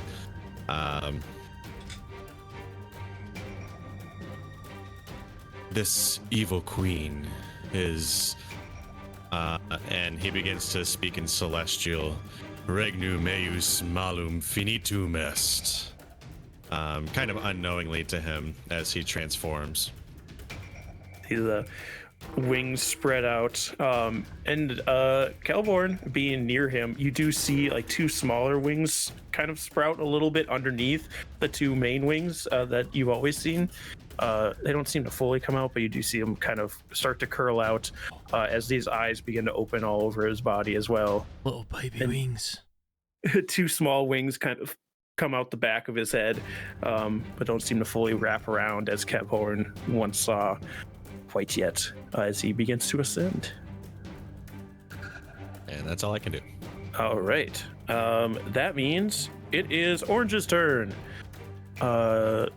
She is going to turn back to Kevhorn, sees the echo right next to her, and is going to swing on the echo.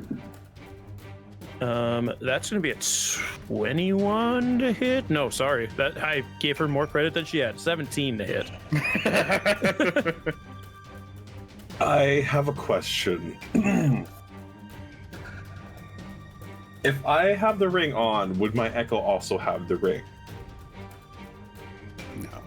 I'm gonna say no, because I think the echo only gets your weapons, right? It doesn't even get your armor. Not to mention, your echo having the ring doesn't help because your echo only has 1 HP. It just means Siegfried will just take damage for no reason. No, because you said to hit was 17, right? With their staff. Oh, does your AC go up with that? Yes. Oh, you do gain a +1. I'm still gonna say no because it's only. Okay. I believe your echo only gets the effects of your weapon. Okay. Well, echo's gone. All right. Echo is. You hit its gone AC. as she smashes through it with her staff, and then runs up to you. So you can't be throwing shit at her, which is actually a bad idea for her. But you know, she doesn't know that. Baby girl, I'm married. That is then Kelborn's turn. Oh boy. 1 second.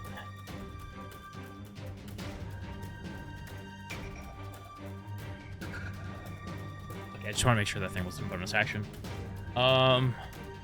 Killborn thinks to himself, "You're not the only one who can transform." And he starts getting taller and buffer as I go into the Giant's Might. Giant's Might. And I also am like, thank gods, I don't have to kill people. I will kill this squid. And he just focuses in on the squid. As he gets big, he runs in with his great sword and starts sweeping around, trying to... I'll say it is a little bit closer, so yeah, it's kind of there. So, this first attack, 18 plus 10, 28. That it? Okay. And I'm gonna fire shackle. All right. So that's, let's see, 10, 18, 21, 23, and then plus 7, 30. 30 damage. 30 damage. Because I just cleave into, I assume like one of these tentacles, trying to like cleave it off. Then as that like tentacle like writhes in pain, I'll sweep across with another attack. 23. 23 also hit.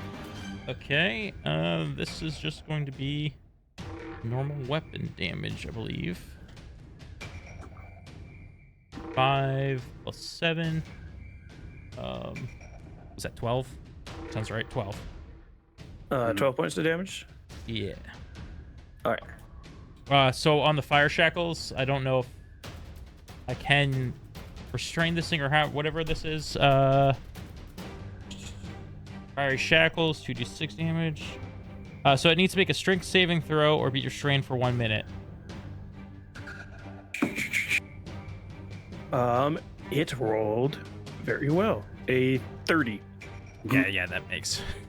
As I swung on that first one on the tentacle, like the fire shackles like tried to grab onto the tentacle, but ended up just whipping it because of its flailing arm tentacle thing. Yes, as you cut into this thing twice, it is going to scream in pain, and it's going to lash out with one of its tentacles as a legendary action. All right.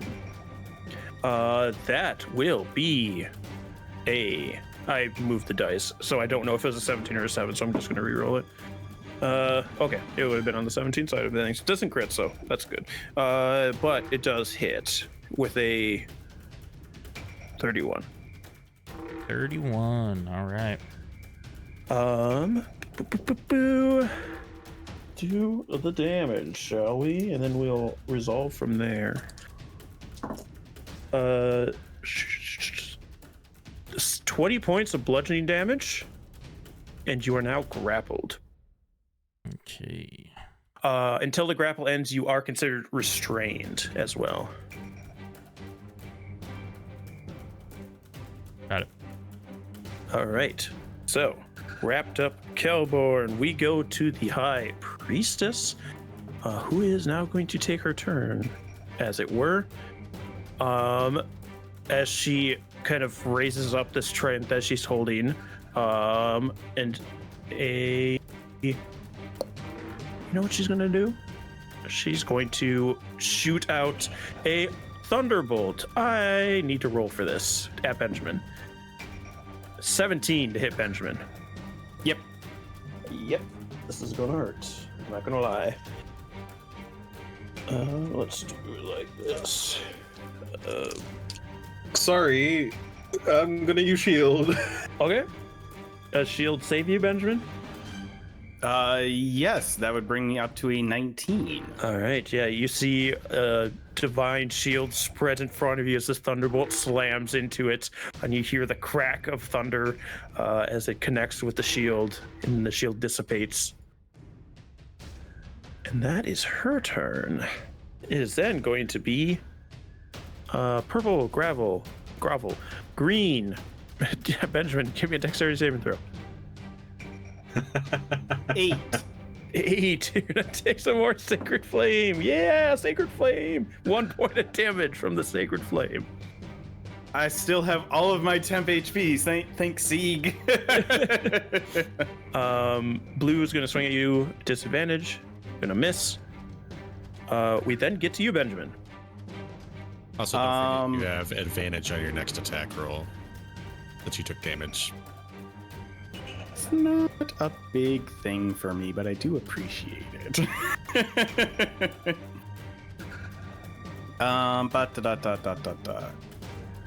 Actually, I think that's actually perfect.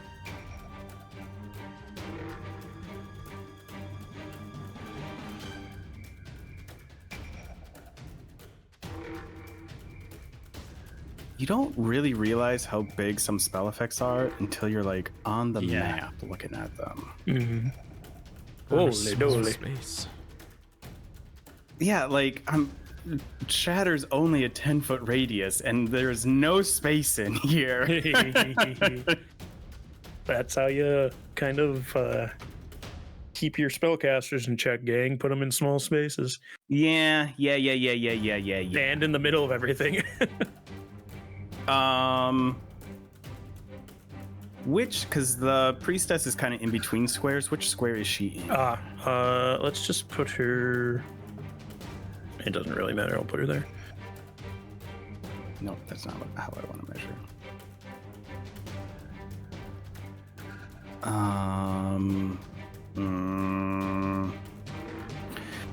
Nope. Okay, what we're gonna do? We're gonna take one step to the side here. So I don't hit any of my friends, and I am going to cast Lightning Bolt down at the 2 clerics below me. All They right. need to do a dexterity saving A throw. dexterity saving throw. They're so good at these, as most clerics are. E17. Both fail.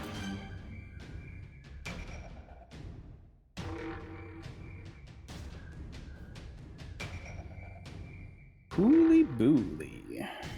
Hooly booly.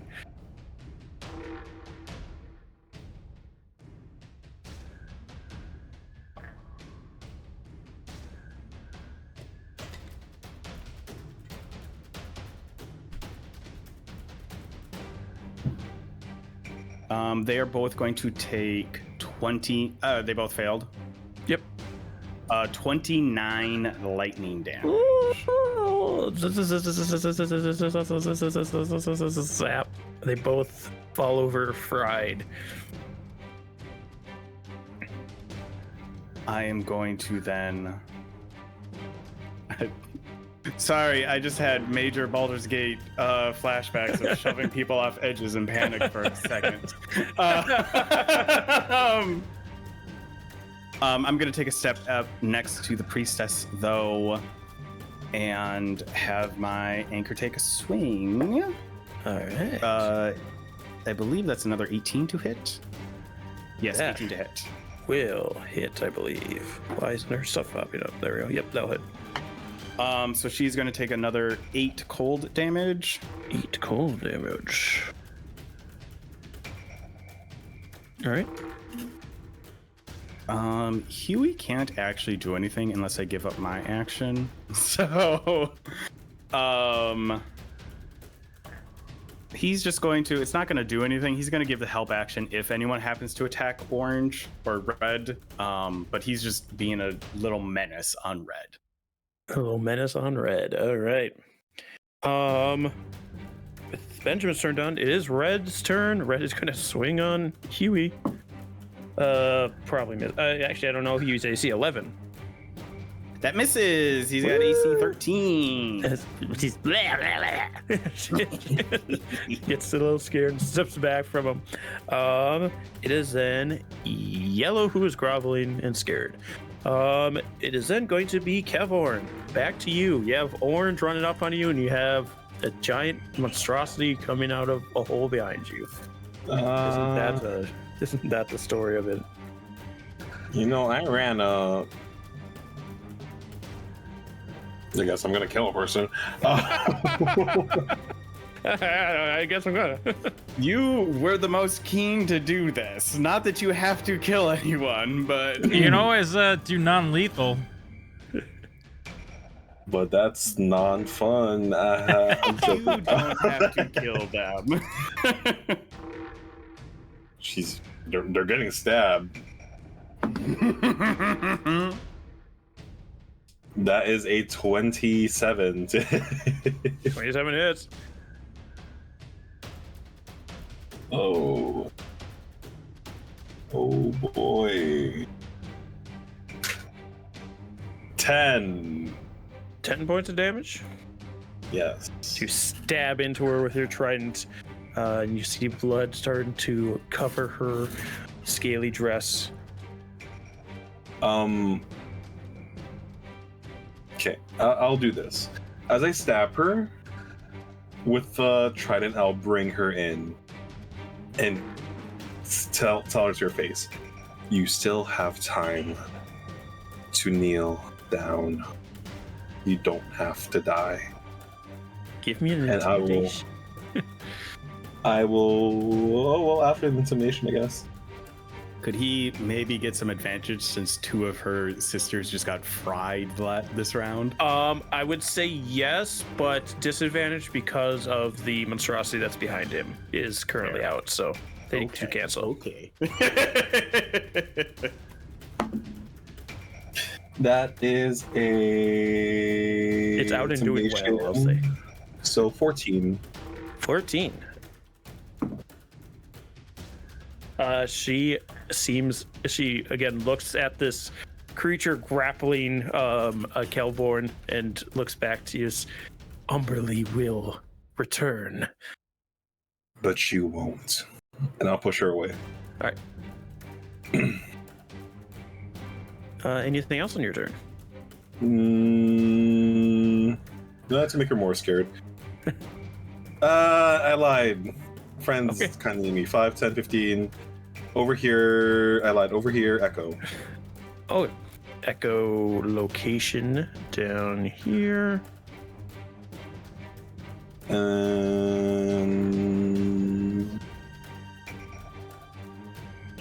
I need a refresher so I can.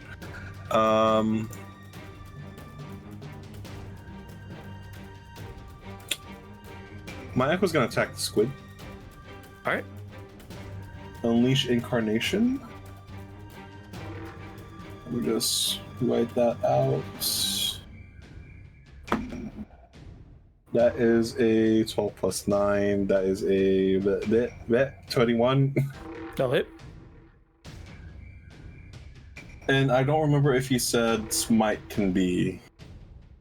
I believe it can because it's technically your attack coming from it. So I would believe Okay. you could, yeah. So Smite and Strike of the Snow Giants. Woo!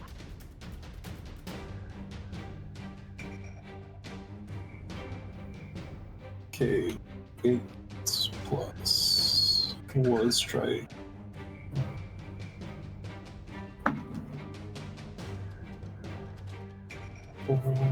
Plus Smite is 2d8. Yes, but first level smite's 2d8.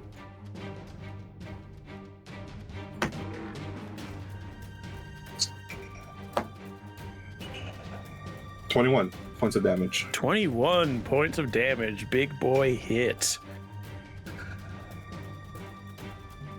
You stab into this thing, and as you retreat, you're trying to see the eyes narrow in pain and anger, and the tentacles squiggling. So, yeah, that's what they're doing. They're squiggling around, and as it gets this new threat on it, it tries to use this legendary action to. You can see it's trying to like fling Kelborn, but because of his new size, is unable to throw him, and in its frustration, lashes out at you as its action. Because I believe your turn is over unless you want to move.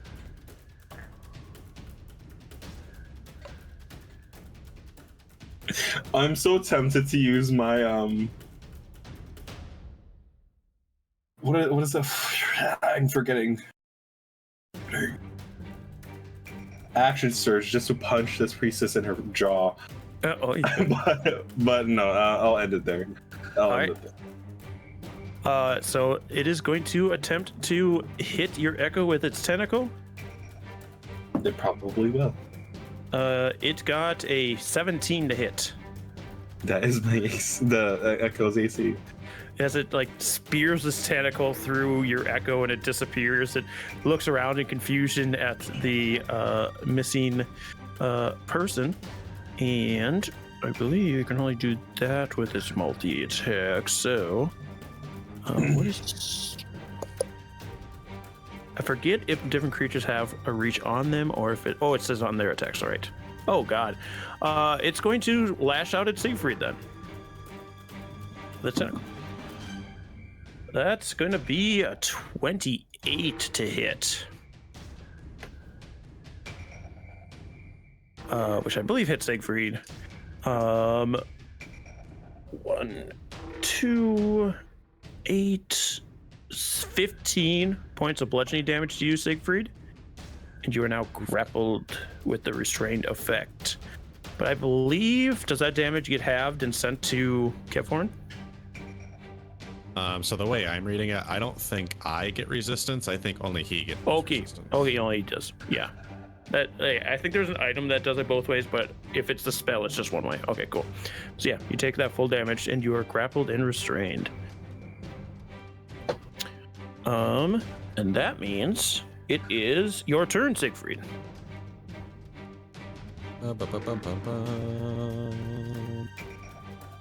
Okay. So Siegfried, as he gets attacks, begins to stare this monstrosity in the eyes and focuses this attack not based on cruelty, but rather showing this monstrosity the suffering it has caused and pushing it back tenfold to it. As orbs of light begin to surround this thing, and he's going to cast Guiding Bolt. All right, this is a disadvantage because you are restrained. Is it flat because I lost the effects of motivational speech? It says when I am hit by an attack, I have advantage on my next attack roll. Then yes, it is a flat roll.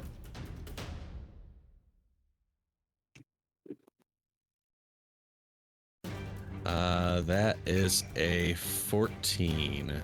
14 will miss. Oofta. All right, then that's all I got. That's all Siegfried has. That means it's Orangey's turn. Orangey's gonna attack Kevhorn. That's a dirty 20 to hit you, Kevhorn. I now have technically a 21. Then you don't get hit. Very nice. The warding bond saved you. It saved you possibly 6 damage max. The priestesses are just kind of here to be annoying. Then that means it is Kelborn's turn. You are currently restrained by this creature, but it can't seem to throw you. With my new big arms, I try and unwrap myself from this tentacle. Am I allowed to do that? Yes, you can use your action to try to escape. It is a athletics check. I think my giant thing might give me something on this. Let me just check. May give you advantage? Giant's or bonus? might as bonus action. No, that was the use it, which I did. You have advantage on strength checks and strength saving throws. Yep, Does so you have count? advantage. Okay, cool. That was a 12. Athletics is strength based. Okay. We're going with the 12. So 12 plus 7, 19. 19 is not able to break out of this thing's grapple. Okay. Okay.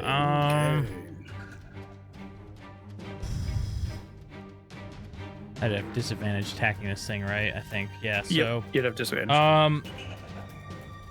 what I'll do is I'll action surge and try and break out again. Okay.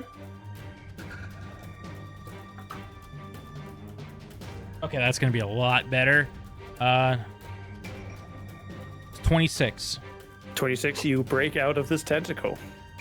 And I kind of hop back onto the ground. I'm gonna just move myself slightly around the backside of this thing some. Okay. That's it. That's Right, it. oh, wait, sorry. Oh, bonus action Hunter's Mark. Okay, bonus action Hunter's Mark.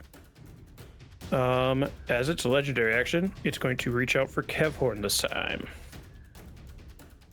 Whoa. Can I? Wait. Oh. I'm joking. Okay. I will use my Cloud Giant rune to choose a new target, and I'm gonna choose the priestess that Kevhorn's been fighting. All right. Yeah. It instead reaches for the priestess and wraps around her. There's no save. You just do that. I don't know. It says once per short rest when you're what you see a creature within 30 feet of you is hit by an attack roll. Oh, so I guess I would have to see if Kevhorn's hit first. Okay. Kevhorn, can you get out of a 26?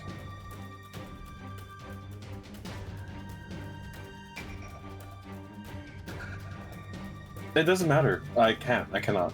Okay, so Okay. then I would use Even if- this. Yeah. My reaction would go off for this, and then I choose. It just says use your reaction to choose a new creature other than the attacker within 30 feet of you to become the new Okay. target of the attack instead. Yeah. Using the same roll. As it goes for Kevhorn, you kind of activate your cloud. like stick out my hand and these runes appear in the air like around the octopus's eyes, and like gets confused and attacks the new target. Yeah, and I think it might kill her. Oh no, maybe not. Just barely doesn't kill her. She's like almost crushed as a tentacle wraps around her and restrains her. Sweet. And that is I'm its legendary action. I'm gonna look at her and say, "Is she still here with you? Is she gonna come back?" She looks terrified. I control the squid now.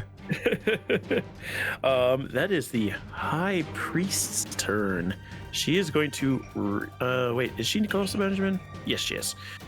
She's going to reach out to you, Benjamin, as you see lightning crackling around her hand. This is a disadvantage.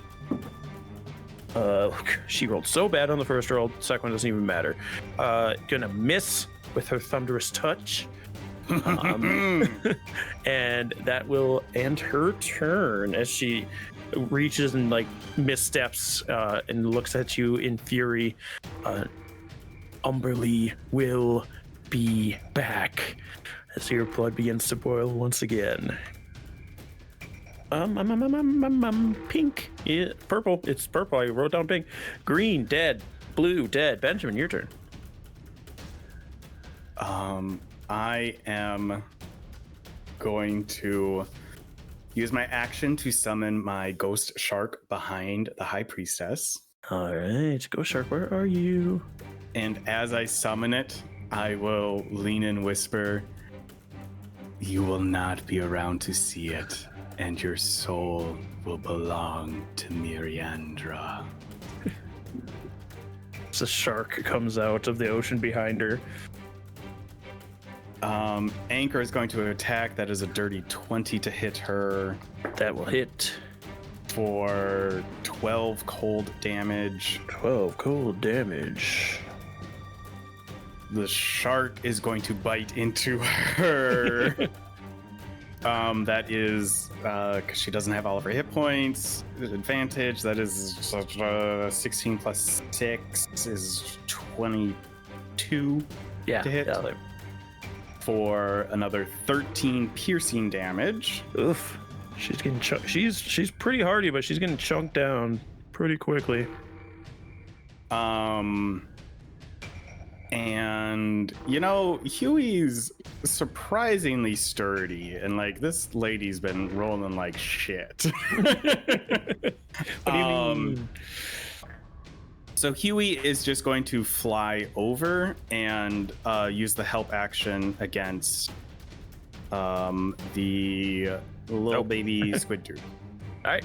As he flies into view of the little squid, squid took its legendary action, or at least one of them already, so it's not going to currently. Actually, you know what?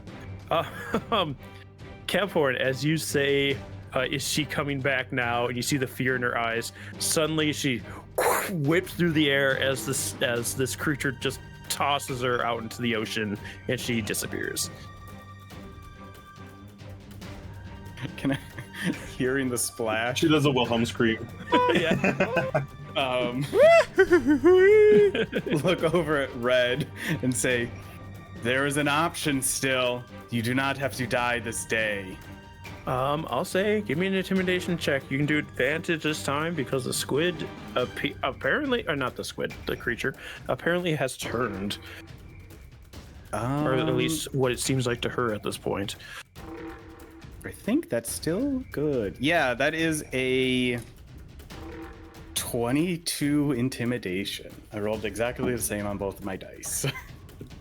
You see, she looks around in fear as one of her sisters was just tossed into the ocean by what she thought was a creature that was on her side. Two of her other sisters lay charred on the ground. The shark is now attacking the high priestess alongside an anchor, and she grovels. Yeah. And that is her turn. Yellow is groveling already. So we get back to Kevhorn. I'm confident Benjamin has that high priestess under control. Let's go make some calamari. I move down a little bit. Can I reach it from here? Yeah, you can reach her from there. I will spawn Echo on the other side of Kelborn. All right. And I will move him over here, just so I can give disadvantage later on. We don't do flanking in this game, by the way. No, reaction. Oh, reaction. Okay. You're good. Disadvantage. Yep. But, hopefully this hits. That's the same as before, 21. 21 hits. Oops. Yeah, he's fine there. Same thing. Stone Strike, Smite. You know the deal. Yeah. I don't need to roll a d20, the heck.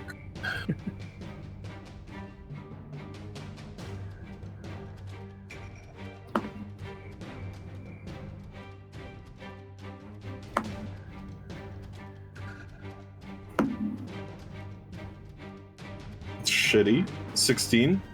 16 points of damage. Yep. Okay. And Echo will also attack. 14, 20, 23. 23 hits. And you know what's going on. I know what's going on here. I rolled the I rolled the Stone Strike first. Okay, alright.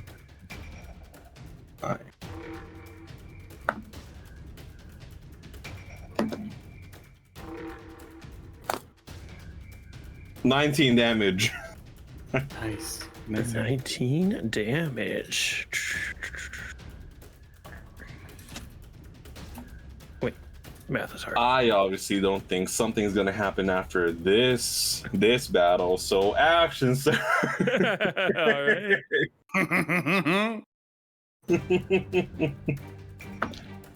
Nat 20. That's 20. Roll me some double dice damage. Or double number on dice, whatever you want to do. I'll do double dice. I like gambling. Why I not? like rolling more dice. Feels like it's been a while since we've had a crit in combat. Yeah, I never get crits. That's why I gave you the Vorpal Blade.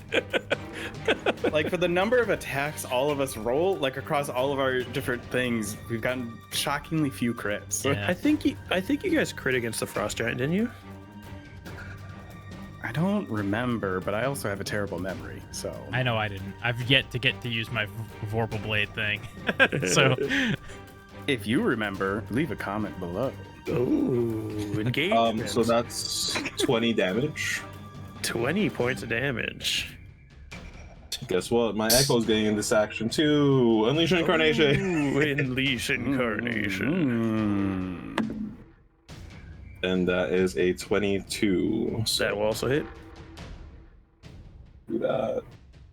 Kevlar. Minimum damage, 7. Finally coming into it. Wait till he gets another attack. 7.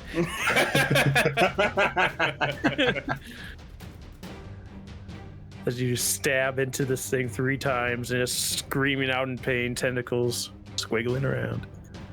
Anything else from you, Kevhorn? If I use Action Surge, do I get back my bonus action?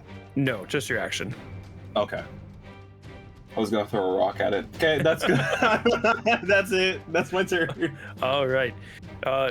Siegfried, you feel that this thing still has like a grip on you and is still holding you with your wings out in the air, but it doesn't seem to have its attention on you quite yet. As Kevhorn comes in and deals all this damage, it's going to take 1 attack on your Echo to start. That's a 24 to hit your Echo. Destroys Done. your Echo. And then it takes its second attack on you. That was only a 20 to hit. As it Doesn't hit me anymore. misses you, you like catch its tentacle and push it to the side as it tries to slam it down upon you. Oh, no flex for my baby girl Siegfried. Speaking of your baby girl Siegfried, it's his turn. Hey. You are currently grappled / restrained. All right, Siegfried is going to erupt, and this radiant energy around him just explodes. And I'm casting Word of Radiance. I need a Constitution save. All right. But it's a 15. It's a 15. Yep. It rolled an 18. Boo. I get nothing. It like holds you far enough away from it that you're not hitting the main body, and the tentacle gets a little charred, but not enough to actually hurt it. Anything else from you? All I got. All you got. All right, that means Orange is thrown into the ocean, so that means it's Kelborn's turn. okay. I'm going to attack as I swing my big blade around. That's like Did Kevhorn use it? Because Huey was giving the help action. Did Kevhorn use any of those for advantage on the first one? No, I didn't. Can I use it? Sure. All right. I don't know forgot if it's there the was a help first one action. or if it's Yeah, like how you does the pick. help action work? I That's don't. I fine. don't. You can use it. Go Okay. for advantage. So it's a full. No, you're not grappled, so it does advantage. Yeah. All right. That's a 28. 28 will hit. All right. That is 6 Hunter's Mark, 4, so that's 10, 12, 18, plus 7. 25 slashing damage, which my slashing is not resisted because of the magic item. Yeah. Okay. And then 2 psychic. In 2 seconds. So was that 29? 60. Yes, 29. Sorry, I was thinking of something else. 29. Does it only have 60 health left? No, it has. No, it has so much more than that. Yes, 600 health left. It has 1,000. And then I come back around again and try and cut the rest of this tentacle off with another swing.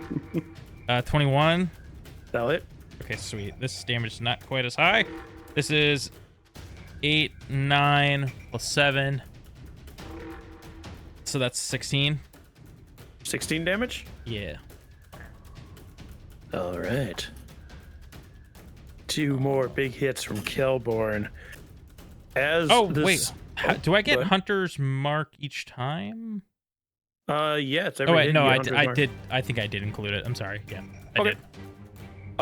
As this creature screams out in pain, Benjamin, you see the high priestess look worried for this creature as she turns to shoot at Kelborn let's go. A thunderbolt. She still has disadvantage because She she's does. 5 feet of me. She do. Oh, never mind. God, and I mean, she never needs the disadvantage. She always just rolls awful every time. 12 to hit. Does not hit. God, this will do so much damage if it ever hit. Hey, lady, do you have any bonus actions I can use? No. Oh, wait a minute. She could have been doing those attacks twice every turn. Let's shoot another thunderbolt at you. Oh, and realized little it old is me. Seeing the creature so injured, she got a surge of. Yeah. She- She rolled an 8, so it doesn't freaking matter. She was just really nervous. Just 2 thunderbolts shoot off into the distance. They hit a cart passing on the street. That's cute. My cabbages. No.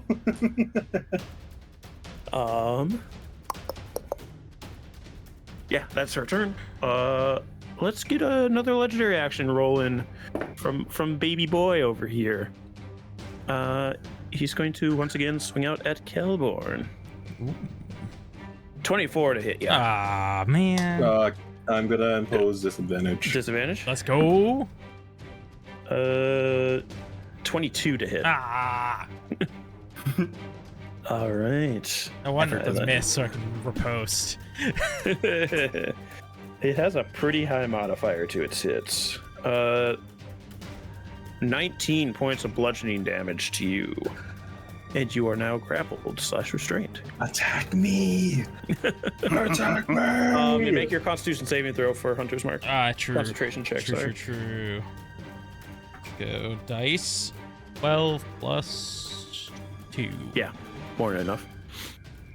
More than enough. That means Benjamin. Okay. Beat her up. I mean, it like I quote unquote will be killing her. Not with my hands, because that's not what Benjamin does. Bonus action, anchor attack on her. That's a 18 again. I've always rolled a 10 on that attack against her. 8 more cold damage. 8 more cold damage. I'm going to have the shark attack her. That is only a 15 to hit against her. That will miss. Okay, that's fair. I didn't roll very well on the shark. That's fine. But I am going to give Huey his moment in the sun. I'm going to forego my attack, and Huey's going to use his reaction to make a sting attack against this squid.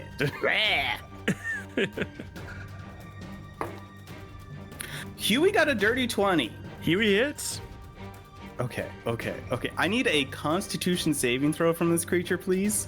Okay. It's a DC 11. Okay. So it can't fail. Okay. Literally Okay. can't fail. Rolled a I mean- 25. So it is going to take 5 piercing damage. Ow. And 5 poison damage because it saved against the poison. Honestly, pretty good for Huey. I'm proud of my little boy. Writhing in pain and trying to get a hold on any of these big hitters that are surrounding it. Just has a hold on poor Siegfried, lashing him around in the air, his wings flapping back and forth. It is then back to the top of initiative, Cavorn. I'm exhausted all my shit. I'm just gonna poke it. Okay.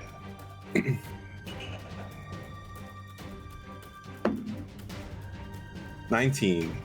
19 hits.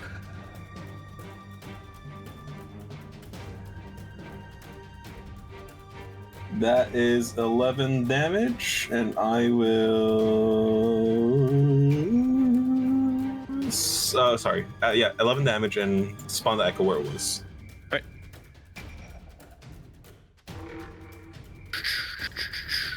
And I will end my turn there. All right. Then we get this baby's turn.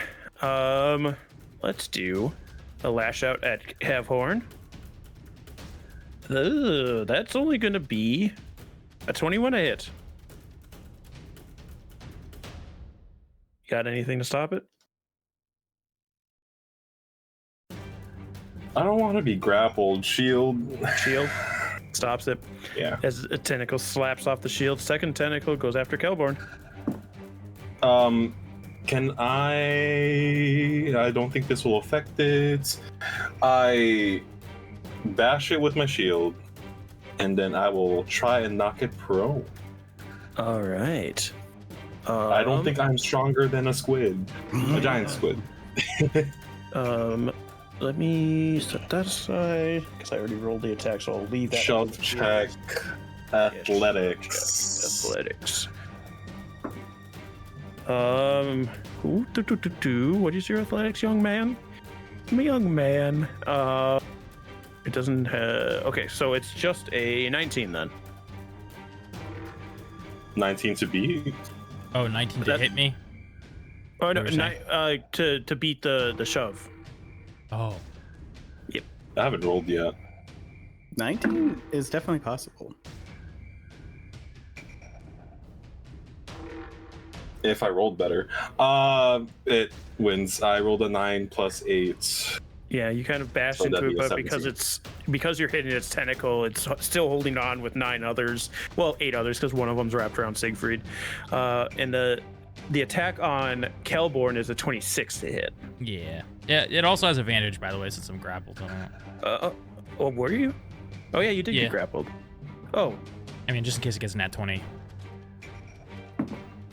it doesn't. I maintain Yeah, just concentration. like knowing it's not able to throw you, it brings up another one of its tentacles to slap you around a little bit. Okay.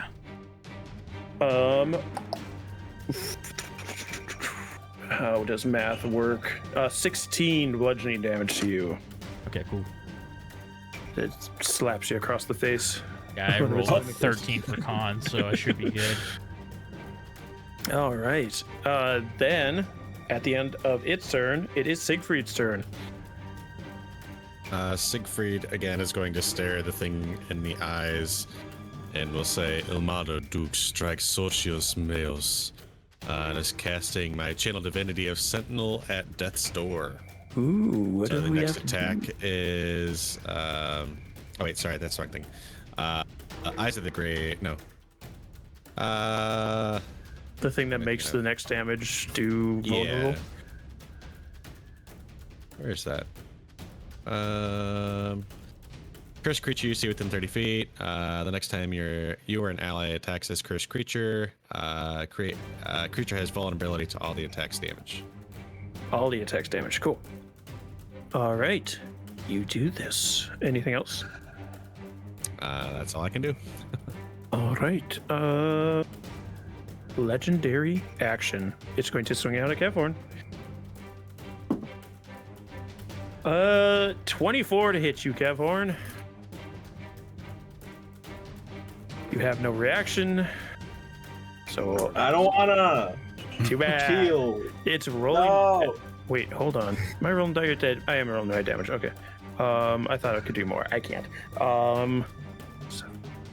14 points of bludgeoning, and you are now grappled.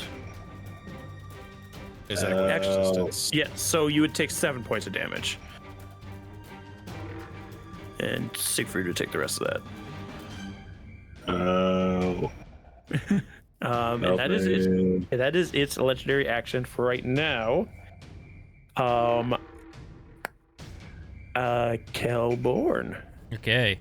It First- has tentacles around all of you. First thing I do is take a deep breath and try to regain my composure with a second wind. 10 HP back. The second thing I do is I'm going to attack with disadvantage. I don't care. All right. Come on. Ooh, 13. 13 is gonna miss. All right, I'll swing again.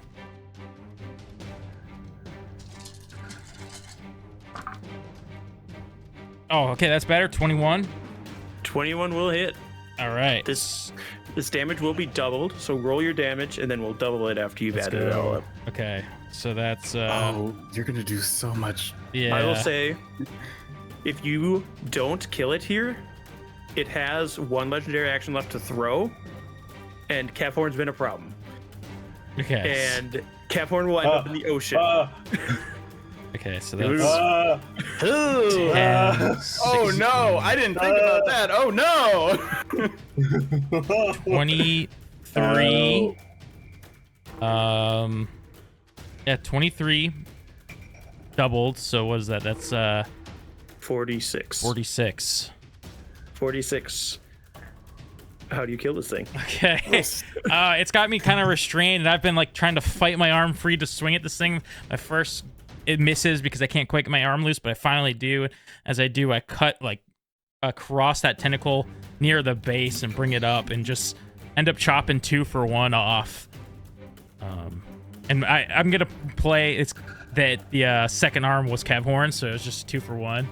Yeah, you cut the 2 tentacles holding you and Cavhorn, and as it's dying and falling backwards, releases its grip on Siegfried, and squeals out. It goes to scream in pain, but its life is leaving its eyes. 24 HP. So having the vulnerability from Siegfried saved Cavhorn as the thing falls back into the depths in which it came, and you see the priestess cry out as it falls, as what would have been Umberlee's new Kraken dies. Baby Kraken. But this combat is not quite over yet, as it is.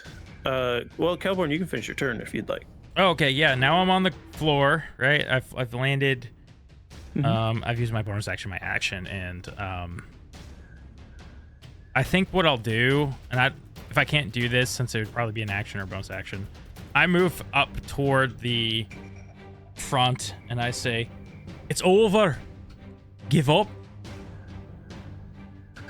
Give me intimidation. Flat roll. Intimidation. 19. A 19. She does seem to stand her ground still, though tears are streaming down her face. She takes her first attack to reach out to Benjamin. Disadvantage. God, she sucks. 12. Misses with her thunderous touch. Gonna then shoot a thunderbolt at Kelborn. Disadvantage still. Okay. Think she's still gonna miss off the edge and then roll worse. 13. She misses the thunderbolt, just distraught as these things are descending upon her. This corpse shark and this anchor wrapping around her, and Benjamin chilling her movements to slow her down. But she is still fighting for her goddess till the end. Cavhorn.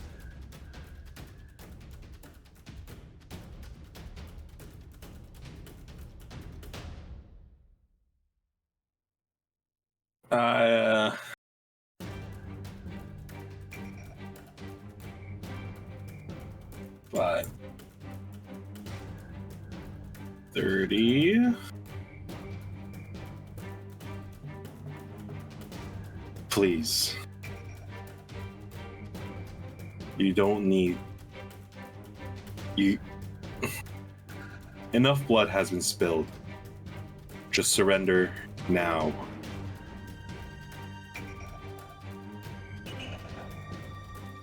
Give me persuasion.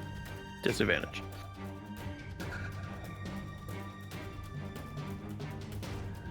Disadvantage? Yep. I'll use my own advantage to counteract it. Okay.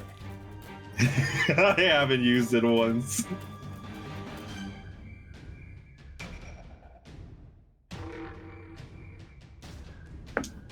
You said persuasion, right? Yep. That is 17, 19. Doesn't seem to back down. You silly goose. You don't know what you're doing. Anything else with your turn? Was that my action? No. I throw my trident. All right, throw your trident.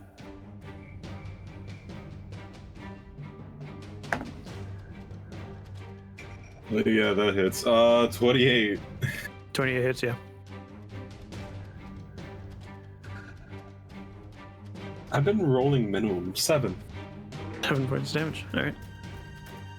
So it stabs into her and flies back to you.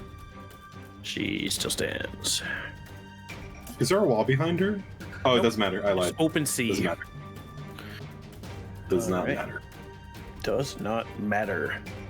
The young Kraken is dead. That means it is Siegfried's turn. Siegfried will say, Regnum Tum is over. And he's going to, as these little orbs of light coalesce around her, cast Guiding Bolt. All right. Roll your attack. 22. A 22 will hit.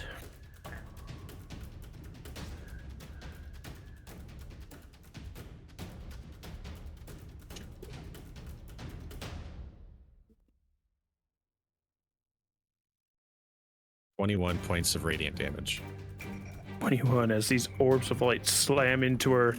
She staggers on her feet, barely still standing. Good job, barely. You're still standing.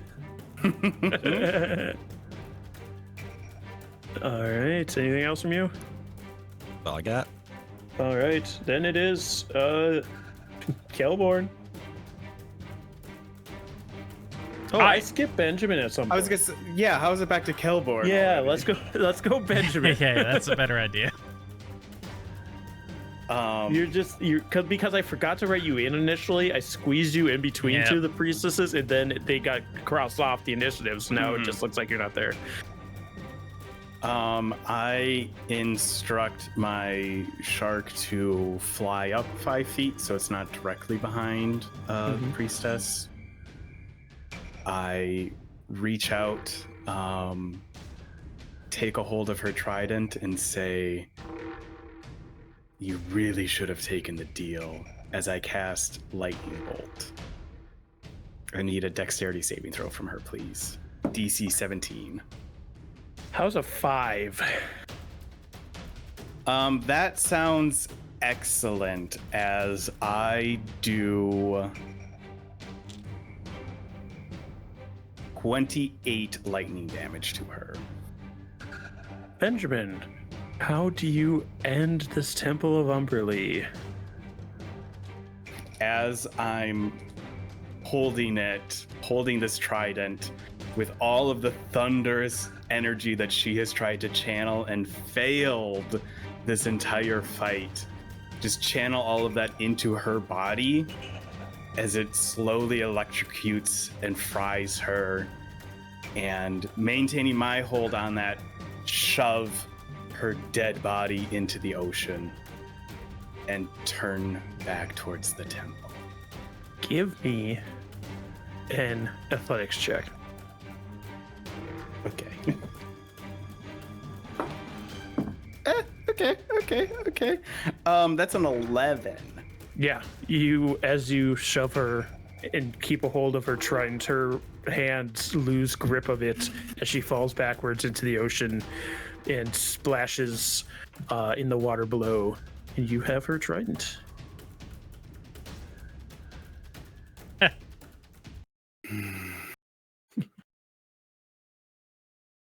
I turn towards the rest of my compatriots and the priestesses that are still left and say, "I still wish to worship tonight, I believe we need to rededicate this space.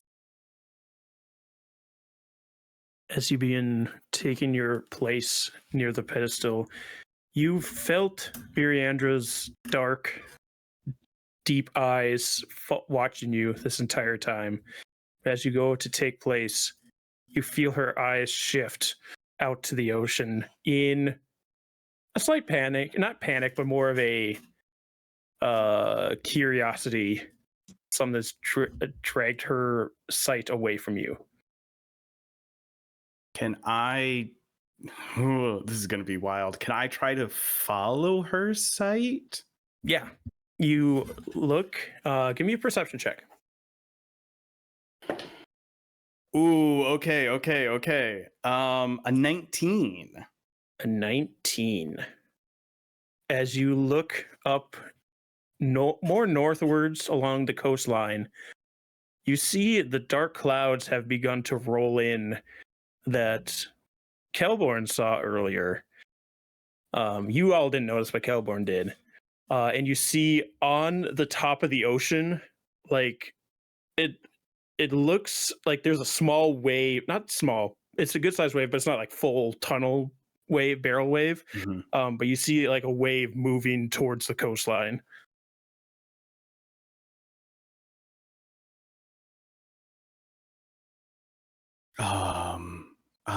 I don't know what that means, but I don't think it's good.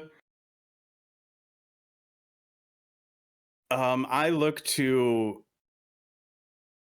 the other three, and say, you across the bridge now, all of you, go. I will say this, like, it's far north along the coast. It's not coming at you guys, but it's going to be hitting the coastline to the north. Yeah, I kind of put my head down somberly, but then I do start working my way out of the temple.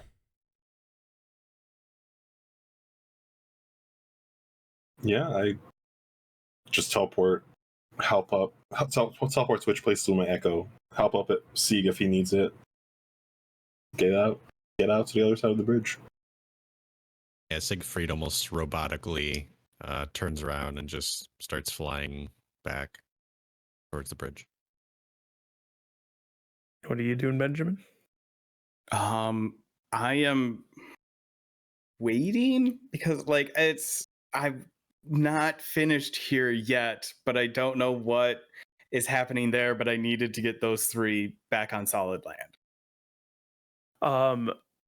As the three of you cross the bridge, you do see that there's some kind of commotion on the streets.